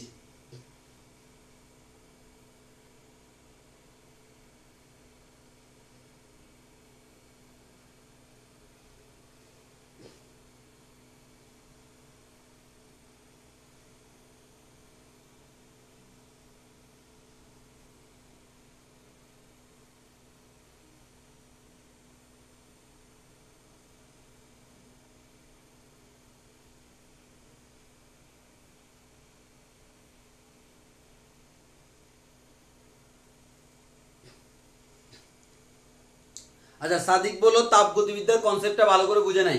দেখো, আমরা যে জিনিসটা বলতেছি, আমরা যে কাজটা করতেছি, কোন একটা মনে করো সিলিন্ডার, ওই সিলিন্ডারে আমি তাপ দিলাম, তাপ দিলে সিলিন্ডারের উপরে যে জিনিসটা সেটা হচ্ছে মুভমেন্ট করতে পারে, মানে তুমি ধাক্কা দিলে উপরে উঠবে, ধাক্কা না দিলে উঠবে না। তো আমি যখন নিচে তাপ দিচ্ছি, ভিতরে গ্যাসগুলো প্রসারিত হয়, আর গ্যাস প্রসারিত হয়ে তাকে উপরে তুলতেছে, এর মানে পিস্টনটাকে উপরে তোলা মানে হচ্ছে একটা কাজ করতেছে। তাহলে তাপটা কিসের রূপান্তর হচ্ছে? কাজে। এই তাপ এবং কাজের যে পারস্পরিক রূপান্তর বা একটা আরেকটা যে রূপান্তর হইতে পারে, এটাকে আমরা বলি তাপগতিবিদ্যা। অর্থাৎ যে পদার্থবিজ্ঞানের যে শাখায় এটা আলোচনা করা হয় সেটা হচ্ছে তাপগতিবিদ্যা। তারপর হচ্ছে তানিমুজ্জামান রনি বলা হলো ফার্স্ট ম্যাথে এক্স এর জায়গায় কেন আর নিছিলাম। দেখো, এক্স মানে আমরা কি বলছিলাম? উষ্ণতামিতিক ধর্ম। এক এক থার্মোমিটারের উষ্ণতামিতিক ধর্ম এক এক রকম। তো আমরা রোদ থার্মোমিটার নিলে উষ্ণতামিতিক ধর্মটা হচ্ছে রোদ। আমি যদি আমাদের তরল থার্মোমিটার নিই, উষ্ণতামিতিক ধর্ম হচ্ছে আমাদের দৈর্ঘ্যটা বা হাইটটা। তো আমার যেটার জন্য যা লাগে, তো তোমার কথা হচ্ছে এক্স বলতে আমরা জাস্ট যে কোনো কিছু মিন করতেছি। এখানে যেহেতু আমার ওইটা রোদ থার্মোমিটার ছিল, ওই কারণে আমি আর দ্বারা ডিপেন্ড করছি। তুমি যদি এক্স দ্বারা ডিপেন্ড করো তাও কোনো সমস্যা নেই, ক্যালকুলেশন ঠিক থাকলে হবে। তবে আমরা সাজেস্ট করবো রোদ থার্মোমিটার হলে তুমি এক্স এর জায়গায় আর দাও, তরল থার্মোমিটার হলে এক্স এর জায়গায় এল দাও। তারপর হচ্ছে তোমার স্থির চাপে গ্যাস থার্মোমিটার হলে সেক্ষেত্রে আমার কি হয়? আয়তনটা চেঞ্জ হয়, তখন ভি দাও। এভাবে আমরা দেখাইছিলাম আগের ক্লাসগুলোতে, আমরা দেখাইছিলাম যে আমার কোন ক্ষেত্রে আমরা কি দিব।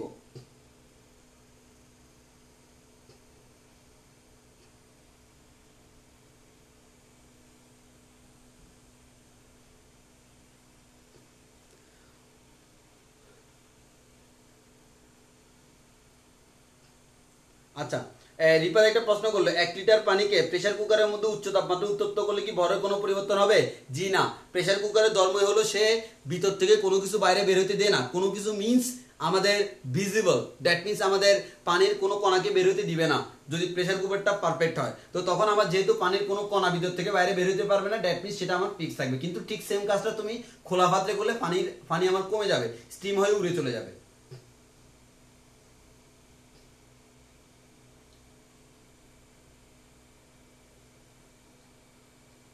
তন্ময় দাস, টি এবং পি এর মধ্যে রিলেশন, তোমার প্রশ্নটাই বুঝে নেই। টি এবং পি এর মধ্যে রিলেশন বলতে তুমি মনে ওটাই মিন করতেছো, এক্স স্থির পদ্ধতিতে আমি তাপমাত্রা টি ইকুয়াল টু বলতে পারি x divide by x t আর ইন্টু 273.x হয়। এক্স এর জায়গায় যে কোনো কিছু হইতে পারে, প্রেসার, ভলিউম, রোদ, যা হোক যে কোনো কিছু হইতে পারে। তারপর হচ্ছে সিস্টেমের উদাহরণগুলো আর একটু বুঝাই দেন। দেখো, খোলা পাত্রে পানি রাখলাম, তুমি তাপ দিলে কি হবে? পানিগুলো বাষ্পীভূত হয়ে যাবে, এর মানে হচ্ছে আমার ভর স্থানান্তর হতে পারে। আবার আমি যদি পানিগুলোকে গরম করে রেখে দিই, সেটা আস্তে আস্তে ঠান্ডা হয়। কেন ঠান্ডা হয়? কারণ সেখান থেকে তাপ বের হয়ে চলে গেছে। দ্যাট মিন্স এখানে শক্তির স্থানান্তর সম্ভব, ভরেরও স্থানান্তর সম্ভব। ওই কারণে এটাকে আমরা বলি আমাদের উন্মুক্ত সিস্টেম। আর প্রেসার কুকারে কি হচ্ছে? সে একেবারে সব কোনো মানে ভিতর থেকে বের হওয়ার মতো কোনো রাস্তা রাখে নাই। তো ভিতর থেকে বের হওয়ার মতো কোনো রাস্তা না রাখার কারণে তুমি তাপ দিলেও পানির কণাগুলো বাইরে বাষ্প আকারে বের হইতে পারতেছে না। তুমি দেখবা প্রেসার কুকার আমাদের এই যে বের হইতে না পারার কারণে, প্রেসার কুকার যখন তুমি খুলবা দেখবা তার ঢাকনার মধ্যে পানির কণাগুলো জমে আছে। কেন? কারণ সেগুলি স্টিম হইতে চাইছিল বাট বের হইতে পারে নাই, প্রেসার কুকার তাকে আটকে রাখছে। আর এনার্জি, শক্তি, তাপটা বের হওয়ার জন্য আমাদের কোনো জায়গার প্রয়োজন পড়ে না, সে অটোমেটিক বের হইতে পারে। যদি যেহেতু আমাদের এই যে আমরা যে প্রেসার কুকার বলি, প্রেসার কুকারের যে তার পৃষ্ঠটা সেটা কিন্তু তাপের সুপরিবাহক।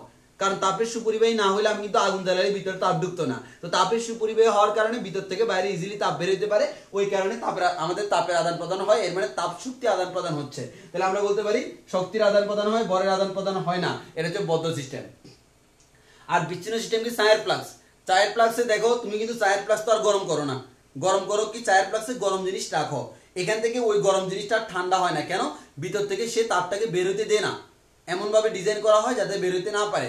এবং আমার চায়ের ফ্লাক্স যেহেতু ঢাকনা মারা থাকলে বের হওয়ার কোনো রাস্তা নাই, সেখান থেকে কোনো চায়ের কণা বা পানির কণা, গরম পানিও বের হতে পারে না। তুমি ঢাকনা খুললে দেখবে ঢাকনার মধ্যে কিছু পানির কণা জমে আছে। দ্যাট মিন্স তারা চাইছিল বাষ্পীভূত হইতে, কিন্তু বের হওয়ার মতো কোনো রাস্তা পায়নি। তো সেক্ষেত্রে আমার ভর এবং শক্তি কোনোটারই স্থানান্তর সম্ভব হয়নি, সেটা হচ্ছে আমার বিচ্ছিন্ন সিস্টেম।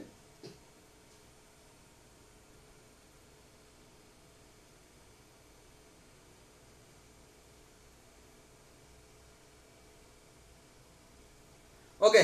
তাহলে আমাদের ক্লাস আজকে এতটুকুই। আমরা অনেকক্ষণ হয়ে গেছে আমাদের ক্লাসে, তাহলে আজকে হচ্ছে আমরা এতটুকু পড়লাম, আর আজকেই হচ্ছে আমাদের প্রি ক্লাসের লাস্ট ক্লাস।